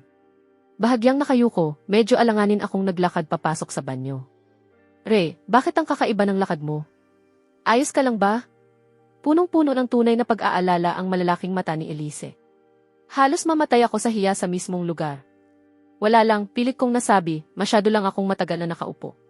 Mabilis akong pumasok sa banyo, isinara ang pinto, at huminga sa natitirang singaw at banayad na amoy ng isang babae. Nagpasya akong kailangan ko ng malamig na shower. Pagkatapos maligo, pareho kaming pumasok sa kani-kanya naming kwarto. Ang guest bedroom na tinutuluyan ko, kahit matagal nang hindi nagagamit, ay napakalinis, walang kahit kaunting alikabok. Habang nakahiga sa kama, binuksan ko ang telepono ko at nakita ang isang hindi pa nababasang mensahe. Nagpadala sa iyo si Noel ng 20,000 dolyar. Napangiti ako ng mapait. Nakarating na rin pala sa kanya ang chismis tungkol sa pagkabangkarot ko. Si Noel, tulad ni Devin, ay kaibigan ko na mula pagkabata. Pero dahil babae si Noel, unti-unti siyang napalayo sa grupo habang lumalaki kami. Hindi ko tinanggap ang ipinadalang pera. Sa halip, nagreply ako ng tandang pananong. Halos agad siyang sumagot ng sarili niyang tandang pananong. Matapos ang maikling pagtatagisan, si Noelle ang unang bumasag sa katahimikan. Hindi man ako maraming pera, pero kapag may problema ka, kailangan kong tumulong. Huwag na huwag mo akong mamaliitin. 20,000 lang ang mayroon ang babaeng ito. Wala nang kahit isang sentimo pa. Noelle, sinabi sa iyo ni Devon na bangkarote ako, tama ba? Hindi iyan totoo. Kailangan ko lang ng pera agad. Medyo gipit lang ako. Ibinenta ko ang apartment. Wala akong utang kaninuman kahit isang sentimo. Mas maayos ang kalagayan ko kaysa sa sinasabi ng mga chismis. Sinabi mong gipit ka, hindi ba? Kung ganoon, tanggapin mo ang perang ito. Bayaran mo ako kapag nakaahon ka na. At binabalaan kita, kapag hindi mo ito tinanggap, buburahin kita sa mga kontak ko habang buhay. Iyong tipong hindi mo na kailanman maidaragdag ulit. Nang makita kong ganoon katigas ang ulo ni Noelle, napagtanto kong hindi siya naniniwala sa kwento ko. Tutal, sa mga kaibigan ko mula pagkabata, ako palagi ang may kaya at maayos ang buhay. Ngayon, ibinenta ko ang kotse at apartment ko at pinalayas ako ng mapapangasawa ko. Dahil sa napakalaking pagbagsak ko, naging usap-usapan ito at may ilan pang nagsimulang gumawa ng kung ano-anong kwento. May nagsabing nakipag-away daw ako sa mga walang tirahan para sa tulugan sa ilalim ng tulay at halos bugbugin hanggang mamatay. May isa namang nagsabing tumalon daw ako mula sa Anshan Bridge at hinahanap pa rin ng rescue team ang katawan ko sa ilog. At may isa pang nagsasabing nagsimula na raw akong magtrabaho bilang escort sa isang host club. Kasuklam-suklam na kalokohan. Gaano man kawalang kapanipaniwala ang mga chismis na ito, may isang ideya silang itinanim sa isipan ng lahat, siguradong bangkarote si Ray. At sa kabila ng lahat ng iyon, ipinipilit pa rin ni Noel na ipadala sa akin ang 20,000 dolyar na ito. Handa na siyang hindi na muling makita ang perang iyon. Nagtatrabaho si Noel sa isang bangko, pero hindi kalakihan ang sweldo niya. Kailangan din niyang alagaan ang may sakit niyang ina na mag-isang nakatira sa bahay. Mabigat ang pasan niya. Malamang bawat sentimo ng 20,000 dolyar na iyon ay pinaghirapan at matagal na inipon ni Noel at ipinadala niya iyon sa akin nang walang pag-aalinlangan. May tunay na katapatan pa rin pala sa mundong ito. Dahil hindi tatanggap si Noel ng pagtanggi, pinindot ko ang accept. Ding! Pumasok sa wallet ko ang 20,000 dolyar. Hindi na ako nag-aksaya pa ng oras sa pagpapaliwanag. Sa ngayon, kahit ilang beses kong sabihin sa mga tao na hindi ako bangkarote, walang silbi ang mga salita. Kapag pumasok na sa account ko ang mga kinita ko, ang katotohanan na mismo ang magsasalita. At kasama ng 20,000 dolyar na ito, tinanggap ko rin ang kabutihang loob ni Noelle. Kung ikukumpara sa tulad ni Devin, na tumatangging bayaran ang utang niya at gumagawa pa ng mga chismis para sirain ang pangalan ko, napakahalaga ng kabaitan ni Noelle. Gantihan ng kabutihan ang kabutihan at ng hustisya ang kalupitan. Tungkol naman sa mga tulad ni Devin at Travis, na tumatangging bayaran ang mga utang nila at sinasamantala pa ako ngayong nasa ibaba ako, tatandaan ko silang lahat. Darating ang araw, sisingilin ko sila at babawin ko ang lahat. Pero para sa tulad ni Noelle, na tunay na tumulong sa akin noong kailangan ko, gagantihan ko siya ng lahat ng makakaya ko. Matapos tanggapin ang 20,000 dolyar, nagpadala ako ng mensahe. Sige, tatanggapin ko. 1 buwan lang, babayaran ko na sa iyo. At kapag ginawa ko iyon, may sorpresa kang matatanggap. Siya nga pala, kumusta ang mama mo? Makalipas ang ilang sandali, dumating ang sagot. Kakatulog ko lang sa mama ko. Ganoon pa rin. Hindi gumagaling. 1 araw lang muna ang iniisip namin sa bawat pagkakataon. Kailangan ko nang umalis. May trabaho pa bukas. 1 na lang. Kahit gaano kahirap ang mga bagay, huwag kang gagawa ng katangahan. Naiintindihan mo? Sa isip ko, naiisip ko ang nag-aalalang mukha ni Noelle. Mahina akong gumiti at nag-reply, huwag kang mag-alala. Hindi ako gagawa ng anuman. Malalaman mo rin sa lalong madaling panahon kung ano talaga ang katotohanan. Ibinaba ko ang telepono at biglang bumagsak sa akin ang matinding pagod. 3 araw pa lang mula nang dumating ang journal mula sa mga inapo ko. Pero parang nabaligtad na ang buong buhay ko. Lubos na mental pressure at tuloy-tuloy na adrenaline ang tuluyang umubos sa akin. Habang nakabalot sa banayad na amoy na naiwan sa mga kumot, unti-unti akong nahulog sa mahimbing at payapang tulog. Pagmulat ko, binaha ng maliwanag na sikat ng araw ang kwarto. Kinuha ko ang telepono ko at muntik nang mapatalon. 11:00 na. Mas pagod pala ako kaysa sa inaakala ko, pero kahit papaano, pakiramdam ko ay lubos na akong nakapagpahinga. Mapanganib na talaga ang futures trading kahit mag-isa pa lang. Dagdagan mo pa ng 50 beses na leverage, at kahit kaunting paggalaw lang ay pwedeng mag-trigger ng forced liquidation. Dahil lang alam ko ng maaga ang tungkol sa digmaan, at dahil napakalaking commodity ng crude oil na may napakababang volatility, nagawa kong isagawa ang ganitong galaw. Sa kahit anong mas maliit na commodity, imposible talaga ang trade na ito. May mensahe rin mula kay Elise, nakita kong natutulog ka pa kaya ayokong gisingin ka. Nasa mesa ang almusal, huwag mong kalimutang kumain pagkagising mo, masama sa tiyan ang palaging paglaktaw ng pagkain. Babalik ako bandang 6:00. Habang binabasa ko ang mga simpleng salitang iyon, kumalat ang init sa dibdib ko. Napakasarap sa pakiramdam na may nag-aalaga sa iyo ng ganito. Mula ngayon, hindi na ako magiging simp kailanman. Bumangon ako, lumabas ng kwarto, at gaya ng inaasahan, may malinis na insulated container sa mesa. Binuksan ko iyon at nakita ang maingat na inihandang almusal sa loob. Dahil sa container, mainit-init pa rin ito. Napakaalalahanin niya talaga. Hindi ko maiwasang mamangha kung gaano kalaki ang pagkakaiba ni Elise sa ex kong si Serena, parang gabi at araw. Habang kumakain ng almusal, binuksan ko sa telepono ang crude oil futures ko. Hindi nagsasara ang international crude futures. Tuloy-tuloy ito ng 24 na oras bawat araw. Nang masulyapan ko ang screen, muntik akong mabilaukan sa pagkain. Matapos ang napakalaking pagtaas buong gabi, umakyat ang crude oil sa 65 dolyar kada bariles. Sa trading API, umabot na sa 4 na bilyon at 300 milyong dolyar ang kabuang holdings ko, at habang patuloy na lumalala ang digmaan, patuloy ding tumataas ang international crude prices. Hindi na kasing laki ng unang pagtaas ang kinikita ko, pero matatag at tuloy-tuloy pa rin ang pataas na kurba. Buong araw, wala akong ibang ginawa kundi panoorin ang futures holdings ko na patuloy na tumataas. Napakasarap sa pakiramdam kumita ng ganito kadali. Sa kaalaman ng journal tungkol sa hinaharap, wala pang 1 buwan ay malapit na akong makamit ang financial freedom. Lalo tuloy akong nasasabik malaman kung ano ang nasa mga susunod na pahina. Sa wakas, 6:00 na at nagsisimula ng dumilim ang langit. Tumunog ang front door at pumasok si Elise. Wala na ang malambot at cute niyang loungewear na suot niya kanina. Ngayon, nakasuot si Elise ng eleganteng navy blue suit, may manipis na kulay balat na stockings ang mahahaba niyang binti, at kumpletong-kumpleto ang profesional niyang dating dahil sa salaming may gintong frame. Nang mahuli niyang nakatingin ako, agad na mula ang mukha ni Elise. "Re, bakit ganoon ang tingin mo sa akin? Mukha ba akong kakaiba sa suot kong ito? Nanay ko ang pumili ng mga damit na ito.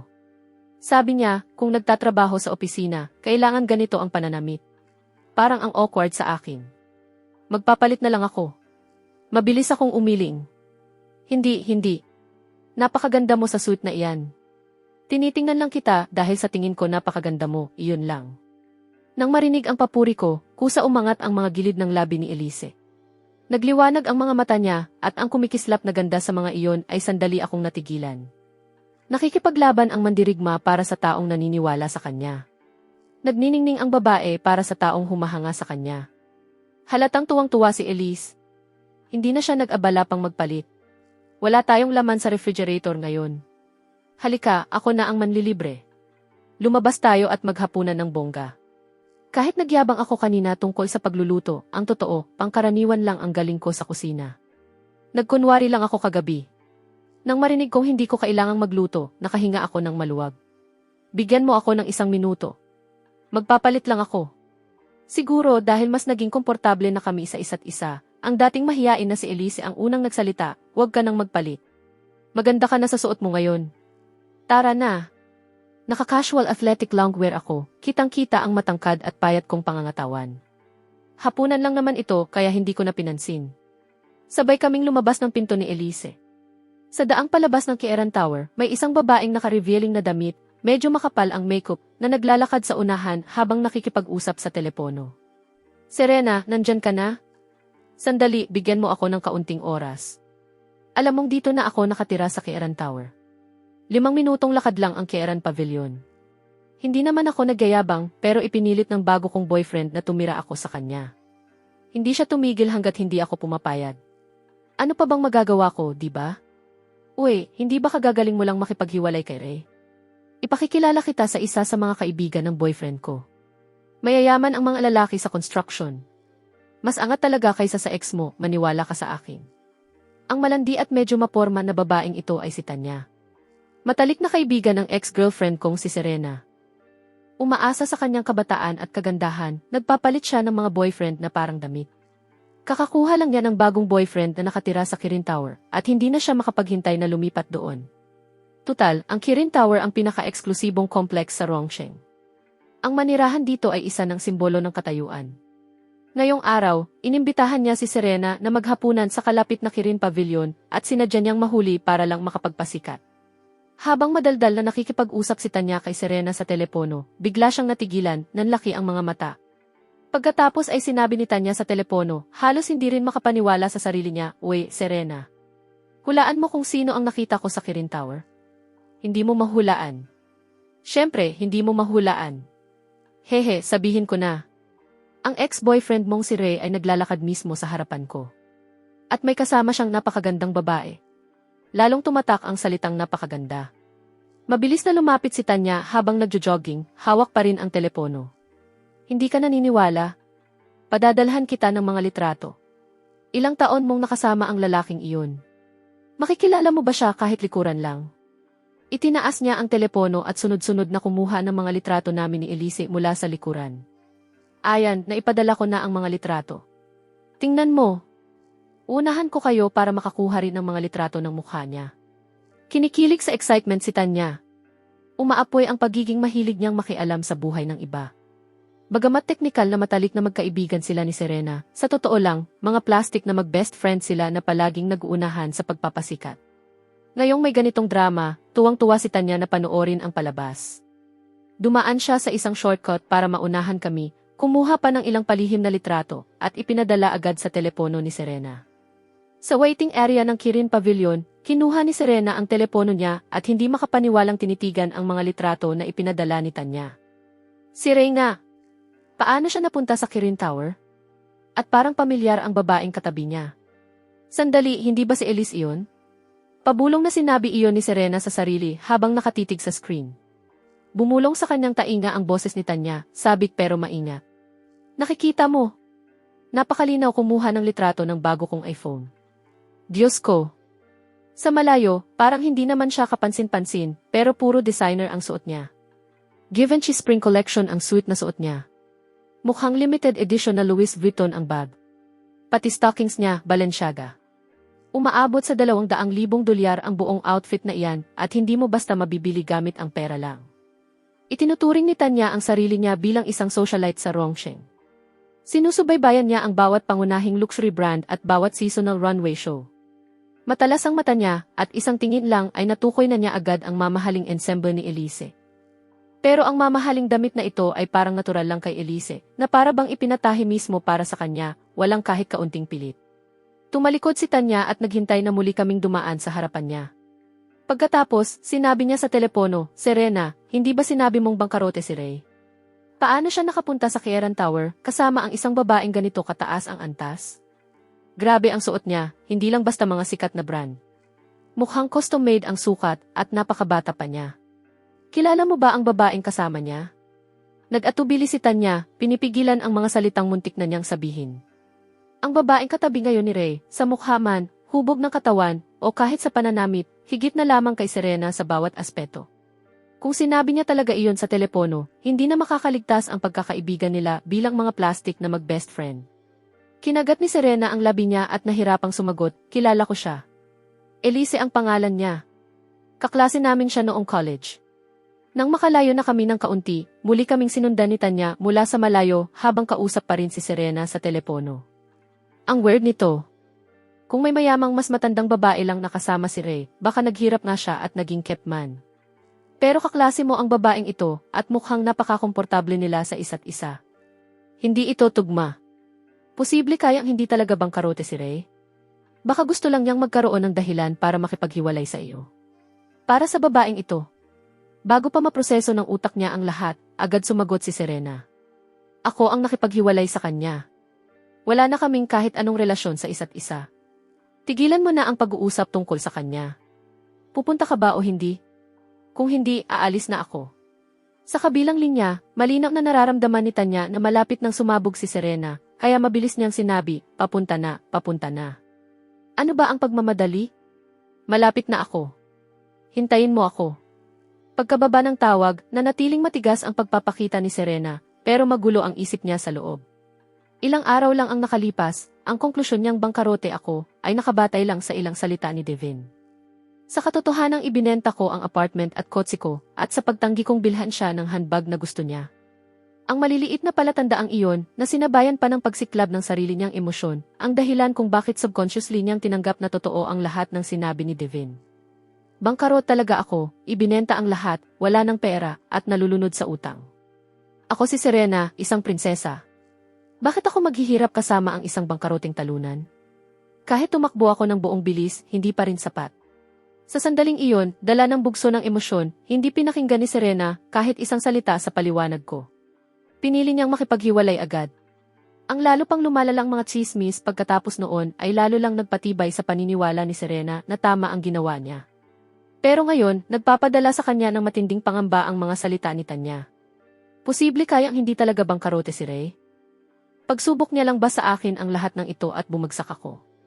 Hindi, impossible. Nakipaghiwalay na ako sa kanya. Wala na siyang halaga sa akin ngayon. Umiling si Serena, pilit na inaalis sa isip ang mga kaisipang iyon. Pero bago pa siya tuluyang kumalma, nanlaki sa gulat ang mga mata niya nang makita ang dalawang taong pumapasok sa Kieran Pavilion. Si Ray. Sa entrance ng Kieran Pavilion, ginagabayan kami ng waiter ni Elise habang papunta kami roon. Malinaw nang naririnig ang boses ko. Elise, kakain lang naman tayo ng mabilis. Bakit ang sosyal na restaurant pa ang pinili mo? Ang Elise na karaniwang mahiyain at matamis kapag kasama ako ay biglang parang sanay na sanay dito. Ngumiti siya. Malapit lang ito sa complex natin at masarap ang pagkain. Palagi akong kumakain dito. Saka, sobrang pagod mo nitong mga nakaraang araw. Hindi nga kita magising kaninang umaga. Ipag-order kita ng pinakamagandang steak nila. Kailangan mong makabawi ng lakas. Habang naririnig ang pag-uusap namin, parang bagyo ang emosyon ni Serena. Nag-aapoy sa loob niya ang galit. Kahit naghiwalay na kami, sa kaibuturan ng isip ni Serena, subconsciously itinuturing pa rin niya akong pag-aari niya at hindi niya kayang may ibang humawak sa itinuturing niyang kanya.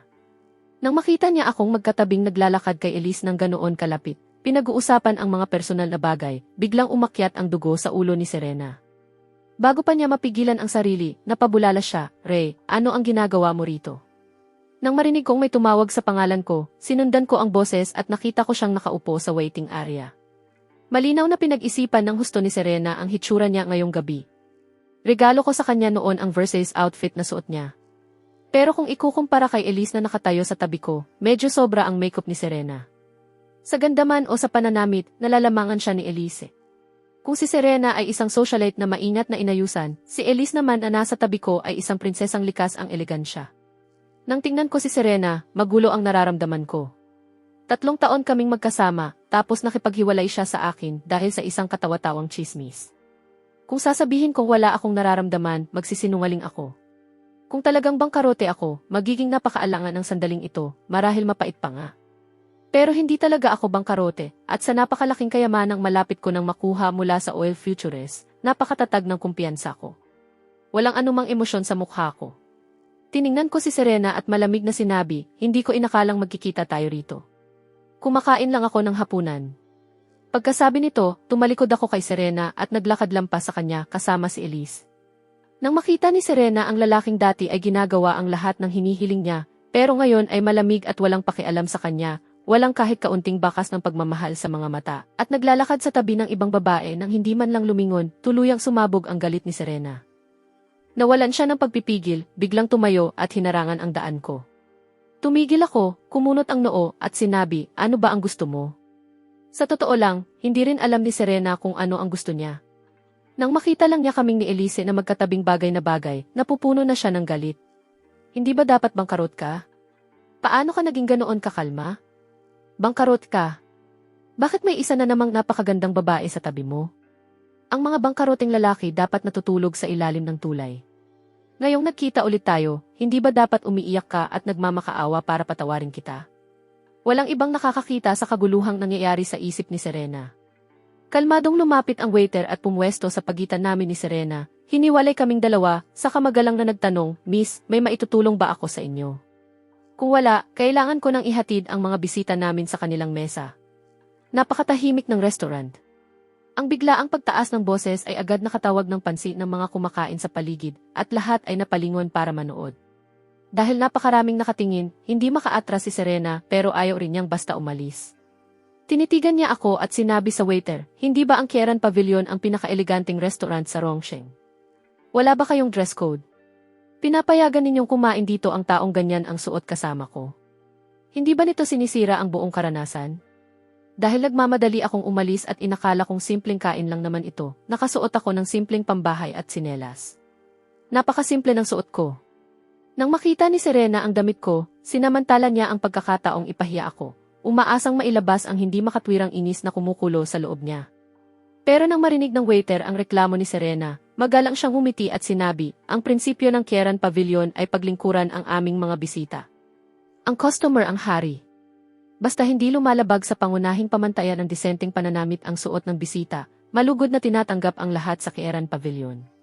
Pagkatapos ay sandaling tumigil ang waiter, bahagyang lumingon, at magalang na yumuko kay Elise, bago nagpatuloy, kasama ng ginoong ito si Miss Elise. At ang ina ni Miss Elise ang may-ari ng Kieran Pavilion, kaya ang bawat kaibigan ni Miss Elise ay aming pinakaimportanteng panauhin. Namumutla ang mukha ni Serena, saka namula sa kahihiyan. Hindi niya alam kung saan ilalagay ang mukha niya. Hindi lang nabigo ang pagtatangka niyang ipahiya ako, tuluyan pa itong bumalik sa kanya. Kahit isang ordinaryong waiter ay naglakas loob na pagsabihan siya ng ganoon katatag para ipagtanggol ang bisita nila. Patuloy na lumalakas ang ingay at parami ng parami ang napapatingin ng mga kumakain sa paligid. May ilan pang ang naglabas ng mga telepono at nagsimulang mag-record. Kumalat ang mga bulungan sa buong silid. "Tingnan mo ito. Parang eksena sa teleserye. Mukhang 2 babae ang nag-aagawan sa isang lalaki. Medyo gwapo naman ang lalaki, pero bukod doon, parang ordinaryo lang siya. Medyo gwapo lang. Kung kalahati lang ng kagwapuhan niya ang taglay mo, siguradong tuwang-tuwa na ako." Hehe, kung kasing gwapo niya ako, baka nag-aagawan sa akin ang ibang babae. Habang naririnig ko ang lalong katawa-tawang mga komento, napabuntong hininga ako at sinabi, Serena, tapos na ang paghihiwalay natin. Tapos na tayo. Mula ngayon, wag na tayong makialam sa buhay ng isa't isa. Pampublikong lugar ito. Magkaroon ka naman ng dignidad at tigilan mo ang pagharang sa daan ko. Pagkasabi nito, inilagay ko ang braso ko sa balikat ni Elise, pinrotektahan siya sa likuran ko, at dumiretso lampas sa natigilang mukha ni Serena, papunta sa dining area. Naiwang mag-isa si Serena sa entrance. Parang payasong todo kayod sa pagtatanghal kahit matagal nang umalis ang mga manunood. Habang nararamdaman niyang parami ng parami ang mga matang nakatingin sa kanya, hindi na ito nakayanan ni Serena. Madiin niyang ipinadyak ang paa sa galit, hindi na bumalik sa waiting area, at mabilis na lumabas ng Kieran Pavilion, iwinawasiwas ang handbag niya nang hindi lumilingon. Ngayong araw, lubusang nalampasan ni Elise si Serena sa lahat ng aspeto, sa ganda, presensya, at pananamit. Natalo siya sa bawat harapan. Pagkatapos ay gumawa pa siya ng eksena, at muntik pang palabasin ng waiter. Kahit gaano kakapal ang mukha niya, imposibleng manatili pa si Serena at kumain sa Kieran Pavilion. Pero ang hindi nakita ni Serena, habang nagmamadali siyang lumabas ng pinto ay nauna nang sumunod sa akin, papasok sa Kieran Pavilion si Tanya, ang tinatawag niyang matalik na kaibigan, ang plastic niyang bestie. Sa katunayan, ni-record ni Tanya ang buong eksena gamit ang telepono niya.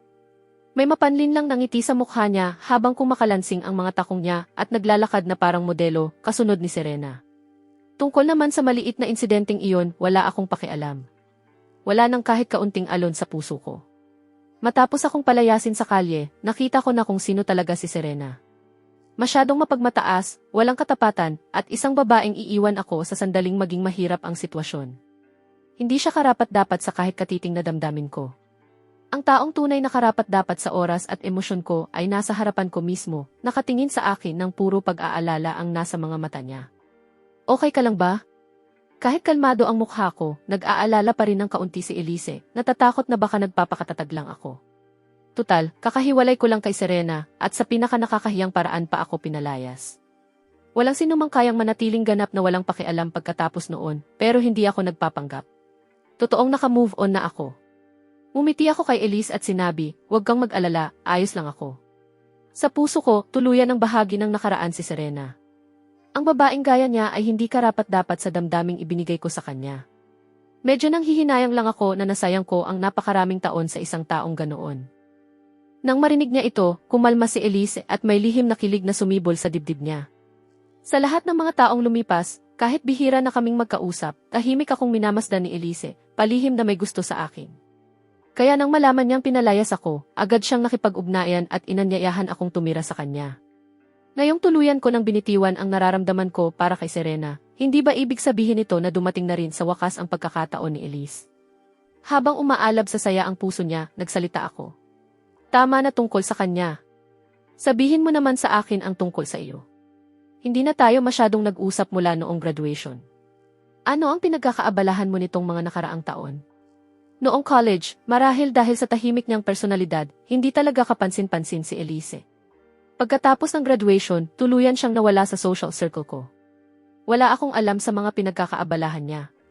Pero sa loob lang ng ilang taon na hindi kami nagkita, ang dating simpleng si Elise ay nakatira na ngayon sa pinaka-eksklusibong kompleks sa Rongsheng at nagsusuot ng mga damit na nagkakahalaga ng isang maliit na kayamanan. Talagang gusto kong malaman kung sino ba talaga siya. Pagkatapos ng college, bumalik ako para kumuha ng 2 taong master's degree at lumipat ako sa law. Pagkatapos, sumali ako sa Deheng Law Firm at naging abogado. Katatapos ko lang ng probationary period ko at isa na akong ganap na abogado. Sa sagot ni Elise, talagang natigilan ako. Parang wala lang sa kanya ang pagkakasabi, pero alam kong malayo iyon sa pagiging simple. Ang Deheng Law Firm ang pinakamalaking law firm sa Rongchang, marahil maging sa buong bansa. Napakalaki ng reputasyon nito. Para sa isang bagong graduate na direktang makapasok sa Deheng ay halos imposible. Kailangan mo munang magkaroon ng maraming taong karanasan sa ibang mga law firm at bumuo ng pangalan bago ka man lang magkaroon ng pagkakataong makapasok sa Deheng. Tutal, doon nagsasama-sama ang mga pinaka-elite na abogado sa bansa. Sa likod ng marami sa pinakamalalaking kaso sa bansa, makikita ang impluwensya ng Deheng. Para kay Elise, isang bagong graduate na walang karanasan na direktang makapasok pagkatapos ng pag-aaral, iisa lang ang posibleng paliwanag. May malalakas na koneksyon si Elise. Higit pa sa kaalaman sa batas ang kailangan sa propesyon ng pagiging abogado. Kailangan din ito ng mga social resources at koneksyon sa bawat sektor. Nakilala ng Deheng ang impluensya sa likod ng pamilya ni Elise at agad siyang kinuha. Pero hindi na ipinaliwanag ni Elise kung paano siya nakapasok. Sa halip, bumaling siya sa akin at nagtanong, ikaw naman? Ano ba talaga ang project na naging dahilan para ibenta mo ang apartment at kotse mo para makalikom ng pera, at naging dahilan para sabihin ng lahat na bangkarot ka? Dumating na ang pagkain. Gutom ako, kaya kumakain ako habang nagsasalita. Ang dahilan kung bakit ko ibinenta ang lahat ay para sumabak sa international futures. Alam mo naman na sa futures trading, kailangan ang malaking puhunan. Kung hindi, lalamunin ka lang ng malalaking manlalaro. Nang marinig ang sagot ko, sumilay ang gulat sa mukha ni Elise. Ano? Ibinenta mo ang apartment at kotse mo at inilagay ang lahat ng pera sa futures market. All in ka sa futures. Napakadelikado niyan. May kaunting alam si Elise tungkol sa futures. Kung ikukumpara sa domestic stock market, mas pabago-bago ang international futures. Mas mataas ang posibleng kita, pero laging magkasabay ang risk at reward. Kung mas malaki ang reward, mas malaki rin ang risk. Isang maling hakbang lang at mawawala ang lahat. Mabubura ang buong kayamanan mo. Walang matitira kahit kaunti. Sa harap ng gulat at pag-aalala ni Elise, ngumiti ako at nagpaliwanag, nagte-trade ako ng international crude oil futures. Bilang pangunahing commodity, mas stable talaga ito. Kung ikukumpara sa ibang futures, mas mababa ang risk. Totoong mas mababa ang risk ng crude oil futures kumpara sa ibang futures, pero kung ikukumpara sa stock market, mas mataas pa rin ang malaki ang risk. At gumamit pa ako ng 50 times leverage. Kung hindi dahil sa Answer Journal na nagbigay sa akin ng insider knowledge at ganap na katiyakan, ang ganitong agresibong hakbang ay parang pagpapakamatay sa pinansyal na aspeto. Bumili ka ng international crude oil futures. Kailan ka bumili? Sinusubaybayan ni Elise ang mga pangyayari sa mundo at ang oil market. Tutal, pagkatapos ng ilang dekada ng kapayapaan, biglang sumiklab ang isang digmaang ganito kalaki, kaya nakakagulat ito para sa lahat. Ang biglaang pagsirit ng presyo ng crude oil ay laman ng bawat news channel buong araw, araw-araw. At crude oil futures pa talaga ang binili ko. Higit sa lahat, kung tama ang pagkakaalala ni Elise, ibinenta ko ang apartment at kotse ko bago sumiklab ang digmaan. Kung bago pa ang digmaan ay nag-all-in na ako sa international crude oil futures, ibig sabihin ngayong sumasabog na ang presyo ng crude oil, siguradong napakalaki na ng kinita ko. Wala akong itinatago tungkol sa investment ko. Diretso kong sinabi sa kanya.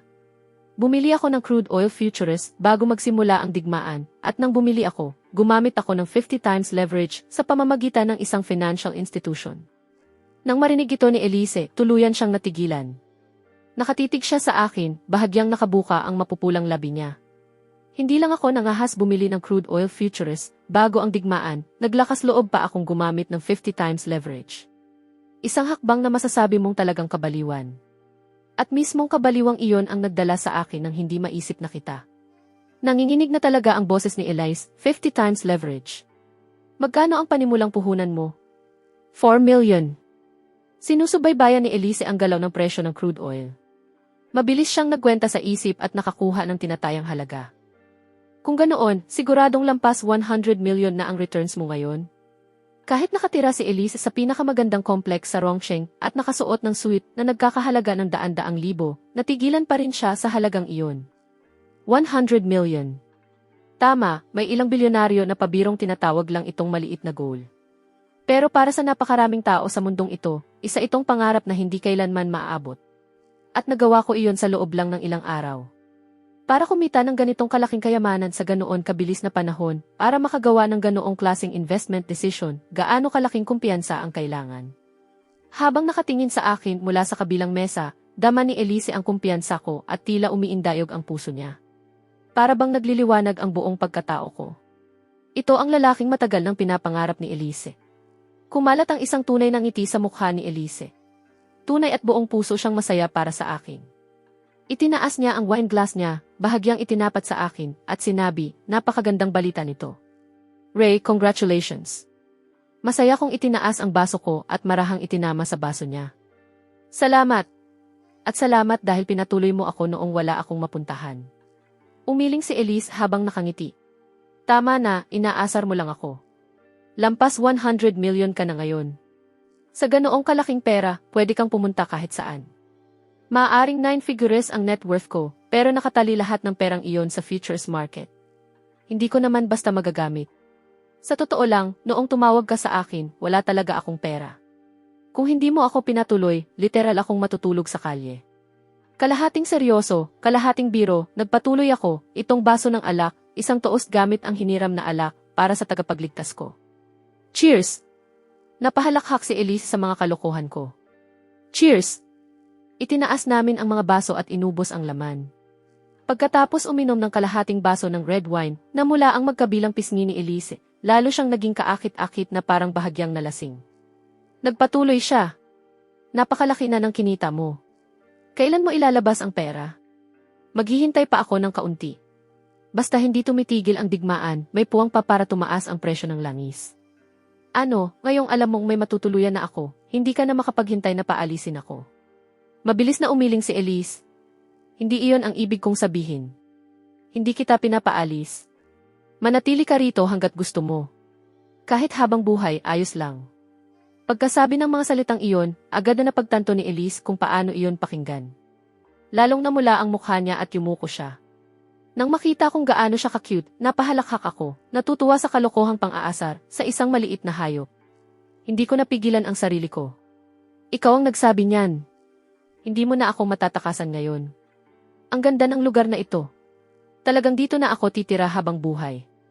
Nang marinig ang kalahating biro, kalahating seryoso kong mga salita, biglang itinaas ni Elise ang mukha niya, kumikislap ang mga mata sa mas malalim na damdamin at nilakasan ang loob niya.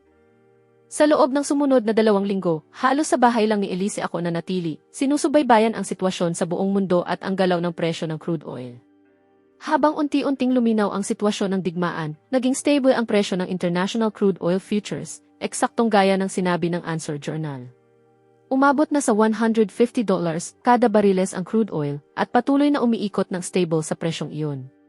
Ayon sa journal, ang $150 ang pinakamataas na presyo nito sa malapit na panahon. Hindi magtatagal, aabot ang presyo sa turning point at magsisimula itong unti-unting bumaba.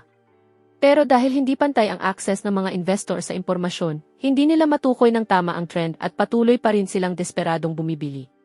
Samantala, unti-unting ibinababa ng mga national fund at malalaking institusyong may insider knowledge ang mga futures na naipon nila. May isang panig na bumibili habang ang kabilang panig ay nagbebenta. Nagkakapalitan ng puwersa. Kaya nananatili ang presyo ng crude oil sa paligid ng $150. Mukhang oras na para ibenta ko ang futures ko at gawing totoong pera. Nang makita kong ganito ang takbo ng sitwasyon, agad kong nagpasya na i-liquidate ang bawat bariles ng crude oil futures sa account ko at ibenta ang lahat. Sa personal kong pananaw, napakalaki ng futures holdings ko at ang pag-convert nito sa cash ay magiging napakalaking kayamanan. Pero napakalaki ng crude oil futures market, kaya kahit ibuhos ko sa exchange ang lahat ng pag-aari ko ng sabay-sabay, halos walang epekto sa merkado. Nilamon lang ito ng market. Nang maibenta ang huling contract, bumaba sa zero ang futures holdings ko at ang laman ng account ko ay umabot na sa $1,020 million. Sa loob ng wala pang isang buwan, mula sa $4 million na pinagsikapan kong makuha sa pagbebenta ng apartment at kotse ko, umabot na sa mahigit $1 billion ang assets ko. Kahit bago ko pa talaga i-cash out, libo-libong beses ko nang nakwenta ang posibleng returns ko, pero nang makita kong totoong nasa account ko na ang perang ito, hindi ko mapigilang sumaya ng sobra. Matagal bago tuluyang kumalma ang mabilis kong tibok ng puso.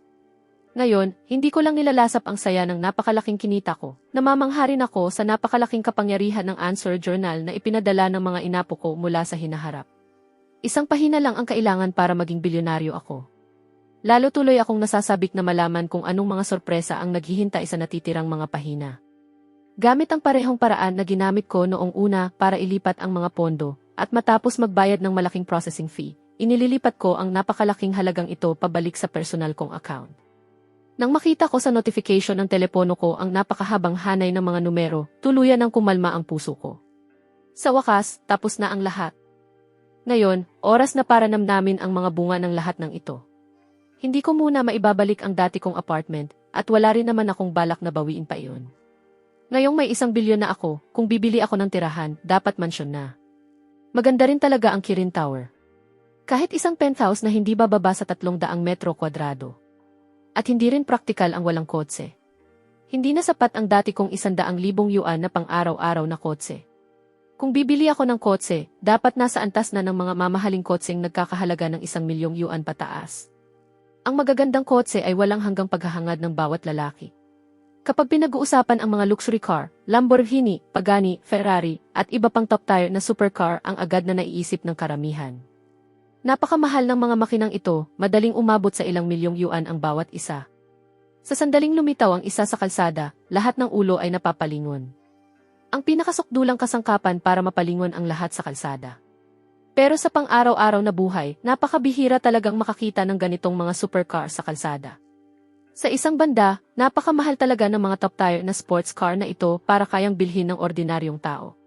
Sa kabilang banda, napakababa ng ground clearance ng mga supercar, kaya kailangan nila ng perpektong kondisyon ng kalsada. Para sa mga kalsadang po ng mga homes na tulad ng atin, lubos silang hindi praktikal. Kapag dinaanan mo ang kahit isang speed bump gamit ang ganitong kotse ng kahit katamtamang bilis, masisira ang ilalim nito. Diretso agad sa talyer. At minsan, nakapagmaneho na rin ako ng Lamborghini Huracan ng isang kaibigan. Sa matinding kaibahan sa nakakabilib na itsura ng kotse, napakasikip naman ng loob nito. Sa ordinaryong pampamilyang kotse, komportable ka naman. Kung hindi komportable ang posisyon ng driver seat, i-adjust mo lang ang upuan at sandalan. Pero para magmaneho ng Lamborghini Huracan, parang halos nakahiga ka na sa loob ng cockpit. Hindi lang maliit ang espasyo, wala rin talagang kaginhawahan. Ito ang sakripisyo ng mga supercar para sa aerodynamic na disenyo at hilaw na performance. Kaya para sa akin, hindi matiis ang pagmamaneho ng mga supercar na ito sa araw-araw. Puro paghihirap lang. Kahit ngayon na may 1 bilyon na ako, wala pa rin akong balak bumili ng mga kotseng nabubuhay lang sa alamat. Ang tatak na gusto kong bilhin ay Bentley. Bilang isa sa mga pinaka-elite na gumagawa ng sasakyan sa mundo, kapantay ng Ferrari at Lamborghini ang prestihiyo ng Bentley. At pagdating sa ginhawa, talagang nilalamangan ng Bentley ang bawat supercar sa merkado. At ang pinaka-iconic sa lahat ng modelo ay walang duda ang Bentley Continental GT. Kahit bago ko pa natanggap ang Answer Journal mula sa hinaharap, matagal ko nang pinapangarap na magkaroon ng isa. Ngayong may 1 bilyon na ako sa bangko, hindi na ako nagdalawang isip. Kinuha ko ang phone ko, nag-scroll sa contact na nakasave bilang Big Lou at tumawag. Pagkakonekta ng linya, umugong ang boses ng isang lalaki. Ray, naisipan mo palang tawagan ang kaibigan mong ito ngayon? Ano nang maitutulong ko sa'yo? Si Lou ang nasa kabilang linya at ang tunay niyang pangalan ay Lusay. Dahil malaki ang pangangatawan niya, Big Lou ang tawag sa kanya ng lahat ng nakakakilala sa kanya. Wala naman siyang problema sa palayaw na iyon. Sa katunayan, mabilis itong kumapit. Nakilala ko si Big Lou dahil kay Devin. Parehong nasa negosyo ng mga second-hand na kotse sina Big Lou at Devin. Kaya nilang maghanap ng mga luxury vehicle para sa mga kliyente. Noong madalas pa kaming lumalabas ni Devin para kumain at uminom, madalas naming isama si Big Lou, kaya magkakilala na rin kami ng husto. Mas matanda sa akin ng ilang taon si Big Lou, pero bilang isang negosyanteng naniniwalang mahalaga ang paggalang sa negosyo, kahit sino pa ang kausap niya, palagi siyang magalang. At sa akin, kahit mas bata ako sa kanya, palagi niya akong tinatawag na rin ng may buong respeto. Big Lou, nasa negosyo ka pa rin ba ng mga kotse? May tinitingnan akong isang modelo. Kaya mo ba iyong hanapan para sa akin? Bilang isang world-class na automaker, kakaunti lang ang mga dealership ng Bentley sa mainland China, nasa ilang malalaking lungsod lang gaya ng Beijing at Shanghai. Walang opisyal na Bentley dealership sa Rongsheng. Para makabili ng Bentley Continental, kailangan kong bumiyahe sa ibang lungsod o humanap ng maaasahang makakabili nito para sa akin. Sa kabilang linya, halatang nag-atubili sandali si Big Lou bago muling naging magiliw ang tono niya. Siyempre, kung ikaw ang humihingi, ibig sabihin nagtitiwala ka sa akin. Ako na ang bahala sa'yo, Ray. Pero sandali siyang tumigil bago nagpatuloy. Hindi ba kayo close ni Devin? Bakit sa akin ka lumapit imbes na sa kanya? Kapag nalaman niya, hindi ba niya ako sisisihin? Napatawa ako. Si Devin? Hindi ko kaibigan ang patay gutom na iyon. Kalimutan mo na siya. Malas pa bang banggitin ang pangalan niya? Big Lou, gusto kong bumili ng Bentley Continental GT. May connection ka ba para makuha ang pinakabagong modelo? Pagkarinig nito, tila napalingon si Big Lou sa gulat. Who? Bentley Continental GT. Malupit na makina iyan. Mahigit 3 milyong yuan agad ang base model. Halos 5 milyon naman ang GT version. Ray, nanalo ka ba sa loto o ano? Pero noong isang araw lang, narinig kong nagkaproblema ang finances mo. Tapos ngayon, bibili ka ng Bentley Continental? Hindi ba medyo maaga pa para dyan? Maingat ang pagkakasabi ni Big Lou, pero alam na alam ko ang tunay niyang ibig sabihin. Narinig kong nalugi ka. 5 milyong yuan na Bentley. Hindi mo iyan kayang bayaran. Huwag mo naman akong pagtakbuhin kung sa oras ng pagkuha ay hindi mo rin pala kayang magbayad. Hindi iyon magiging nakakatawa. Mumiti lang ako ni hindi man lang nainsulto sa pagdududa ni Big Lou. Kay Devin mo ba narinig na bangkarote ako? Chismis lang iyang ipinapakalat. Big Lou, seryoso ako. Ganito na lang. Bigyan mo ako ng account number. Magpapadala ako sa iyo ng 500,000 yuan bilang deposito. Hanapin mo ang kotse nang walang iniisip na iba. Kapag nahanap mo na at hindi ko binili, sa iyo na ang 500,000 yuan bilang finder's fee. Deal? Biglang nabuhayan si Big Lou. Ray, ano bang sinasabi mo? Hindi natin kailangan ng deposito sa pagitan natin. Pero dahil ikaw na mismo ang nag-alok, magiging bastos naman kung tatanggihan ko. Ipapadala ko sa iyo ang account number maya-maya. I-transfer mo na lang ang pera kapag handa ka na. Ako na ang makikipag-ugnayan sa Bentley at sisiguraduhin kong makukuha mo ang pinakabagong fully loaded na Bentley Continental GT. Nang marinig niyang nag-aalok ako ng 500,000 yuan agad bilang deposito, biglang naging mas masigla ang tono ni Big Lou sa telepono. Kung tutuusin, negosyante siya. Narinig na niya ang lahat ng klase ng chismis at karamihan sa mga iyon ay puro ingailang. Bangkarot man ako o hindi, wala iyong kinalaman kay Big Lou. Basta kaya kong ilabas ang pera at bumili ng Bentley Continental sa pamamagitan niya, kliyente niya ako, hari niya ako. Pagkababa ng tawag, agad kong ipinadala ang 500,000 yuan sa account na ipinadala ni Big Lou. Halos hindi man lang gumalaw ang balance ko. Parang rounding error lang sa isang rounding error. Hindi mo talaga maintindihan kung gaano kasarap maging mayaman. Umiling ako ng nakangiti, nagbihis at naghanda ng lumabas. Mahigit 1 bilyong yuan ang laman ng bank account ko. Napakalaking halaga niyan bilang liquid capital at kailangan kong bigyan ito ng tamang mapaglalagyan. Ayon sa Huron Rich List, kasalukuyang may 170,000 tao sa bansa na may mga asset na lampas 100 milyong yuan, pero kasama sa bilang na iyon ang real estate at mga stock at pondo na hindi madaling ma-convert sa cash. Kaya ang 1 bilyong yuan na liquid capital ay talagang napakalaking halaga. Sa buong bansa, napakakaunti ng mga individual na may 1 bilyong yuan na liquid cash. Tanging malalaking publicly traded corporation at mga katulad na institusyon ang kayang maghawak ng 1 bilyong yuan na liquid funds anumang oras. Kaya kahit hindi mukhang imposibleng kalaking numero ang 1 bilyon, kapag nilagyan mo ng salitang cash, talagang nakakatakot na ito. Ang 1 bilyong yuan na liquid capital ay halagang hindi kayang baliwalain ng kahit anong bangko. Wala akong balak na hayaang nakatingga lang ang 1 bilyong yuan na ito sa kasalukuyan kong account. Kailangan kong bigyan ito ng tamang mapaglalagyan. Kinuha ko ang phone ko at tinawagan si Noel. Pagkakonekta ng linya, sinabi ko, Noel, busy ka? Nasa trabaho pa. Ano na kailangan mo? Gusto kong magbukas ng account sa bangko ninyo. Pwede ba akong pumunta ngayon? Sige, pumunta ka. Pero bakit bigla mong gustong magbukas ng bank account? Well, masyado akong maraming pera. Hindi kayang hawakan ng dati kong bangko ang lahat. Tama. Tigilan mo nga ako. Pumunta ka na rito. Maya-maya lang, uuwi na rin ako galing trabaho.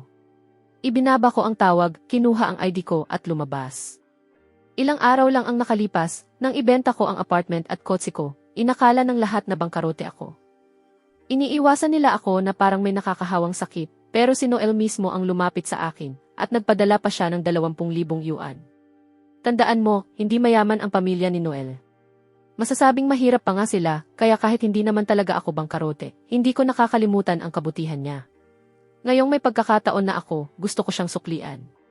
Plano kong magbukas ng account sa Bank of Communications, kung saan nagtatrabaho si Noel, at ilipat doon ang buong 1 bilyong yuan ko.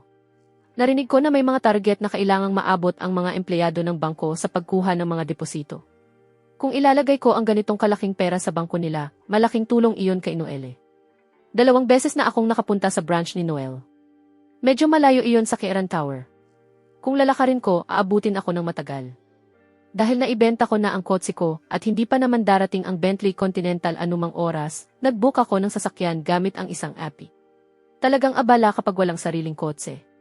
Siguro kailangan ko munang bumili ng pansamantalang sasakyan bago dumating ang Bentley. Habang nakaupo sa kotse, nagpunta ako sa branch ng bangko ni Noel. Samantala, katatapos lang ni Noel ng tawag at tumayo siya para mag-unat ng tamad. Ang uniforme ng bangko ay isang navy blue na polo na ipinare sa paldang hanggang tuhod. Dahil maramihang ginagawa ang mga ito, hindi ito maayos na kasya sa karamihan at minsan ay mukhang maluwag at walang porma. Pero siguradong hindi ganoon kay Noelle. Matangkad at kapansin-pansin ang pangangatawan ni Noelle, nasa 5 talampakan at 7 pulgada ang taas, at parang walang katapusan ang mahahaba niyang binti, tuwid at balingkinitan, talagang nakakaagaw ng pansin sa ilalim ng palda. Habang nag-uunat si Noelle na parang pusa, kitang-kita sa harap ng mga katrabaho niya ang perpektong proporsyon ng kanyang katawan. Palihim na napalunok ang bawat lalaking kasamahan na malapit doon. Napairap naman ang mga babae, tahimik na tinatawag siyang malandi habang kumukulo sa inggit. Dahil walang customer sa counter niya sa ngayon, isinara ni Noel ang bintana at pumunta sa likod para magpahinga. Pero nang dumaan siya sa refrigerator ng break room, bigla siyang napahinto. Kumunot ang magaganda niyang kilay at kumislap ang galit sa mukha niya. Sa basurahan sa tabi ng refrigerator, may isang supot na mahigpit na binalot ng plastic wrap, at sa loob nito ay may ilang pakete ng pinakuluang halamang gamot. Ito ang gamot na kinuha ni Noel sa botika ng ospital bago pumasok sa trabaho. Inilagay niya sa refrigerator para manatiling malamig at balak niyang iuwi pagkatapos ng shift niya. Gamot ito na inihanda niya para sa may sakit niyang ina sa ospital. Kailangan itong ilagay sa refrigerator, kung hindi, maaaring mawala ang bisa nito. Pero ngayon, may kumuha nito mula sa refrigerator at basta na lang itinapon sa basurahan. Agad na lumapit si Noelle, yumuko sa tabi ng basurahan at kinuha ang gamot. Sa sandaling mahawakan ng mga daliri niya ang plastic na balot, ramdam niyang mula sa sobrang lamig ay halos naging temperatura na ng kwarto ang mga pakete. Matagal nang nakatiwangwang ang mga pakete, kaya malamang ay nasira na ang gamot na kailangang manatiling malamig. Nanginginig sa galit ang boses ni Noelle. Sino ang gumawa nito? Sino ang nagtapon ng gamot ko mula sa refrigerator? Lumingon kay Noelle ang lahat ng nasa bangko, pero karamihan sa mga tingin ay malamig na walang pakialam, o mas masahol pa, may halong malisyosong saya. Biglang lumapit ang isa pang babaeng empleyado, ni hindi man lang natinag sa galit ni Noelle. Diretso lang siyang dumaan sa harap niya, binuksan ang refrigerator, kumuha ng isang lata ng kape, at malamig na sinabi, ako ang gumawa. May problema? Para sa lahat ang refrigerator sa opisina. Naglagay ka ng kung ano-anong halamang gamot doon at pinabaho mo ang kape ko. Sino ba ang nakakaalam kung ano ang laman ng mga maruruming pakete na iyan? Paano kung may malason? Kaya mo bang panagutan iyon? Kaya itinapon ko para tulungan ka. Dapat nga magpasalamat ka sa akin. Halos matawa si Noel sa sobrang galit. Malamig niyang sinabi, magpasalamat? Magpasalamat ako sa iyo at sa buong pamilya mo. Gamot ito na kinuha ko sa ospital para sa nanay ko. Kailangan itong manatiling malamig. Itinapon mo kaya nasira na lahat. At para malinaw, ilang patong ng plastic wrap ang ibinalot ko sa bawat pakete. Ilang patong. Walang kahit anong amoy na lumalabas. Ang empleyadang ito na si Lena ay may sobrang matingkad na pulang lipstick, colored contact lenses, eyeshadow, eyeliner, at kung ano-ano pa. Nagawa niyang gawing parang pang nightclub ang simpleng uniforme ng bangko. Lagyan mo lang ng neon na ilaw at bagay na siya sa isang karaoke bar. Mapanuyang umiti si Lena, binuksan ang kape niya, humigop at sinabi, nasira ang gamot mo. Anong pakialam ko roon? Sinabi kong mabaho kaya mabaho. Huwag na kitang makikitang naglalagay ng gamot sa refrigerator. Dahil sa tuwing makikita ko iyon, itatapon ko. Sa walang hiya at tila walang kinatatakutang asa ni Lena, malapit nang sumabog si Noelle. Katamtaman lang talaga ang kinikita niya. Bukod sa sarili niya, inaalagaan din niya ang nanay niyang hindi kayang mamuhay ng mag-isa. Napakalaki ng pinansyal na bigat na pasan niya. Halos 2,000 yuan ang halaga ng nasirang gamot at wala na itong silbi ngayon. Para makakuha ulit ng gamot para sa nanay niya, kailangan na naman niyang magbayad sa ospital. Pero para tulungan ako, ibinigay na ni Noelle ang buong 20,000 yuan na naipon niya. Hindi na niya kayang bumili ulit ng gamot ngayon. At ang taong responsable sa lahat ng ito, si Lena, ay walang kahit katiting na pagsisisi. Sa halip, mukhang tuwang-tuwa pa siya, kumikislap ang mga mata sa pang-aasar. Galit na galit at sobrang nasasaktan si Noel ng sabay. Lumapit siya at hinawakan ang braso ni Lena. Hindi ka makakaalis ng ganito lang. Itinapon mo ang gamot ko sa basurahan. May paliwanag kang dapat ibigay sa akin. Maaaring balingkinitan at mukhang marupok si Noelle, pero dahil sa mga taon ng gawaing bahay, nagkaroon siya ng tunay na lakas. 2 beses na hinila ni Lena ang braso niya, pero hindi siya nakawala. Napasinghal siya. Noelle, ano bang ginagawa mo? Nababaliw ka na ba? Bitawan mo ako. Magulo agad ang eksena. Nagkakagulo ang mga uniforme nila, nagkakalat ang buhok, at pareho silang nagmukhang gusgusin. Sa gitna ng pag-aagawan, kinuha ni Lena ang kape niya at walang pag-aalinlangang ibinato iyon diretso kay Noelle.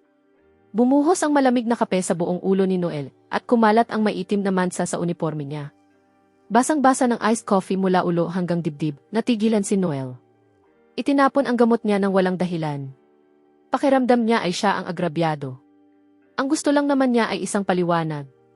Kahit simpleng paghingi lang ng tawad ni Lena, sapat na sana. Nasira na ang gamot. Wala nang makakapagpabago roon. Pero hindi kailanman inakala ni Noelle na magiging ganito kalupit at kaangas si Lena, ang taong may gawa ng lahat ng ito.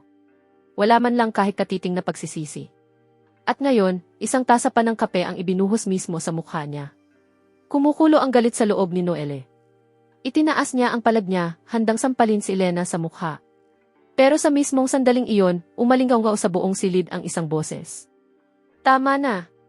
Ano ba ang ginagawa ninyong dalawa? Nagsasakitan kayo habang oras ng trabaho. Hindi ito katanggap-tanggap. Hindi napansin ng kahit sino kung kailan dumating sa silid si Branch Manager Victor, nakakunot ang noo at nagdidilim ang mukha sa galit. Mga empleyado ng iisang branch ang nag-aaway sa loob ng bangko habang oras ng negosyo. Kapag kumalat ito, magiging katatawanan ang branch na ito ng ilang buwan. Lumapit si Victor at mariing sinita silang dalawa. Bitawan mo. Ngayon. Tahimik na binitiwan ni Noelle ang pagkakahawak niya, kumuha ng mga tissue mula sa bulsa at nagsimulang magpunas. Pero kahit gaano niya kuskusin, hindi natatanggal ang maitim na mansang iniwan ng kape.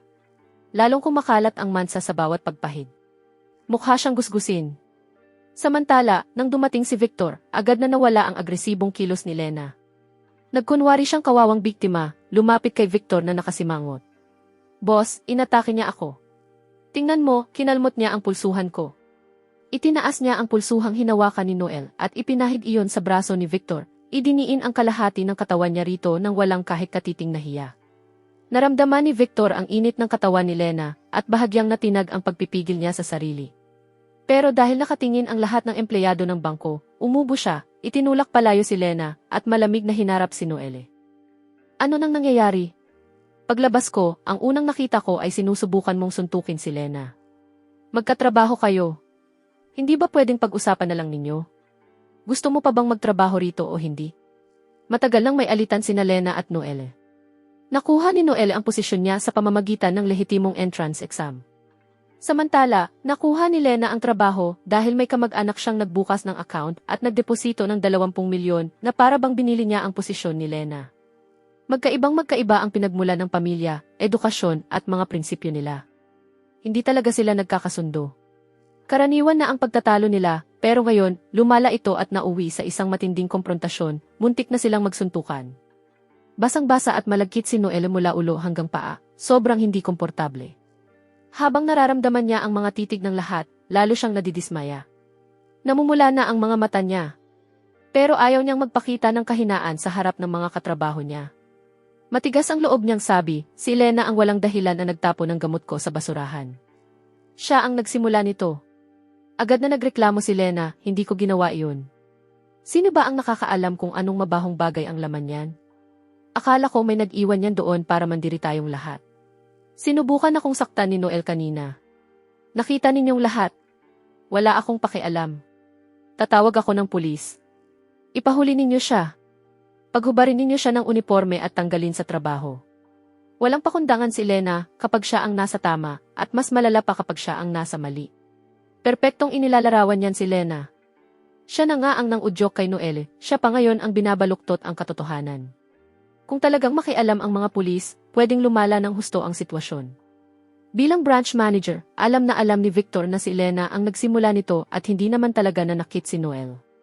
Pero para mapanatili ang kapayapaan, sinabi niya sa kanilang dalawa, magkatrabaho kayo, hindi sulit ang maliit na bagay na ito para tawagan pa ang mga pulis. Ganito na lang ang gagawin ko. Noelle, humingi ka ng tawad kay Lena at mangakong hindi ka na maglalagay ng gamot sa refrigerator. Tapos na tayo rito. Pagkarinig sa hatol ni Victor, nanlaki ang mga mata ni Noelle sa hindi makapaniwala. Si Lena ang may kasalanan. Siya ang nagsimula ng lahat. Sinira niya ang gamot ni Noelle at binuhusan pa siya ng kape. At ngayon, gusto ng branch manager na si Noel pa ang humingi ng tawad? Gusto nang tumawa ni Noel sa sobrang katawa-tawa ng sitwasyon. Sobrang lantaran ng pagkiling na ito kaya kumukulo ang dugo niya. Gusto niyang sumigaw ng malakas, magkakonsaba lang ba kayong dalawa rito sa bangko? Sige, magbibitiw na ako. Pero mga salitang sa isip lang ni Noel kayang sabihin. Hindi man kalakihan ang sahod, kailangan niya ang kita para masuportahan ang pamilya niya. May sakit ang nanay niya sa bahay. Kung talagang mawalan siya ng trabaho, hindi alam ni Noel kung ano ang gagawin niya. Kaya kahit alam na alam niyang binubuli siya ni Lena, at kahit alam niyang kinakampihan siya ni Victor, hindi kayang lumaban ni Noel. Huminga ng malalim at nanginginig si Noel. Namumuo ang mga luha sa kanyang mga mata, malapit ng pumatak. Nanginginig ang kanyang boses, halos maiyak sa sobrang bigat ng damdamin. Patawad. Pagkasabi nito, pinulot ni Noelle ang nasirang gamot mula sa sahig at bumalik sa kanyang pwesto. Sa likuran niya, hindi pa rin kontento si Lena, pasigaw na sinabi sa kanya habang papalayo siya. Anong klaseng pag-ugali iyan? Iyan na ang tinatawag mong paghingi ng tawad? Kalimutan mo na. Hindi ko ito palalampasin. Tatawag ako ng pulis ngayon din. Agad na namagitan si Victor. Tama na, Lena. Tigilan mo na. Pagkatapos, nang walang nakakakita, palihim na inabot ni Victor ang bewang ni Lena at pinisil ito, saka bumulong, ikaw ang may kasalanan ngayon. Kinampihan kita sa harap ng lahat. Siguraduhin mong babawi ka sa akin mamayang gabi. Mahinang humuni si Lena ng malandi, binigyan si Victor ng makahulugang tingin, at bumulong ng may mapang-akit ng ngiti, malikot ka talaga. Ay te-text kita mamaya. Habang pinagmamasdan ni Victor na umuugoy ang balakang ni Lena, habang bumabalik ito sa mesa niya, nag-aapoy ang pagnanasa sa loob niya, gustong-gusto niyang matapos na ang trabaho para ma-enjoy ang gantimpala mula sa malikot na babaeng ito. Bumalik si Noel sa kanyang pwesto at sa wakas, hindi na niya napigilan ang sarili. Ibinaba niya ang ulo sa counter at tahimik na umiyak. Nakatago ang mukha sa kanyang mga braso, lalo pang sumasakit ang puso ni Noelle. Kahit anong gawin niya, hindi tumitigil ang kanyang mga luha. 3 taon na siyang nagtatrabaho sa Bank of Communications. Maaga niyang nawala ang kanyang ama. May sakit ang kanyang ina. Wala siyang koneksyon, wala siyang pamilyang may impluwensya. Lahat ng mayroon siya, pinaghirapan niya gamit ang sarili niyang sipag at talento. Pero mula pa noong magsimula siya, nagpaparinig na si Victor, sinusubukan siyang pagsamantalahan kapalit ng promosyon at mga bonus sa trabaho. Walang pag-aalinlangan siyang tumanggi. Sa ganda ni Noelle, kung gugustuhin niya, kahit sinong boss ay kaya niyang akitin. Bakit siya magpapakaalipin bilang isang hamak na teller sa bangko? Matapos paulit-ulit na tanggihan, napalitan ng galit ang sugatang pride ni Victor. Sinimulan niyang pag-initan si Noel sa bawat pagkakataon. Bilang empleyadong walang koneksyon, wala siyang paraan para lumaban at tiniis na lang niya ang lahat ng tahimik. Hanggang ngayon, mas lumala pa sila, itinapon mismo sa basurahan ang gamot ng kanyang ina. Iyon ang gamot para sa may sakit niyang ina. Gustong lumaban ni Noelle, pero nababalot siya ng matinding kawalan ng magagawa. Bukod sa pag-iyak, wala na siyang ibang pagpipilian. Pero sa mismong sandaling iyon, biglang may boses na umabot sa kanyang pandinig. Noelle, ano nang nangyari sa'yo? Nang marinig ang pagtawag sa kanyang pangalan, dali-daling pinunasan ni Noelle ang mga luha niya at tumingala. Nakatayo ako sa harap ng counter niya, nakakunot ang noo. Nang makita niya akong nasa kabilang bahagi ng counter, nagpanik si Noel.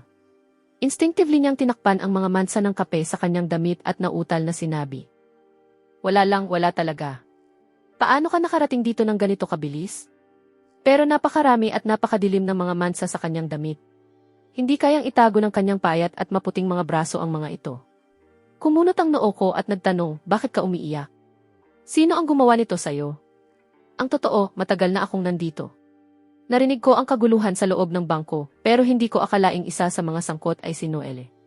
Nang makita ni Noelle ang lalo pang kumukunot kong noo at ang dumidilim kong mukha, ayaw niyang madamay ako sa problema niya.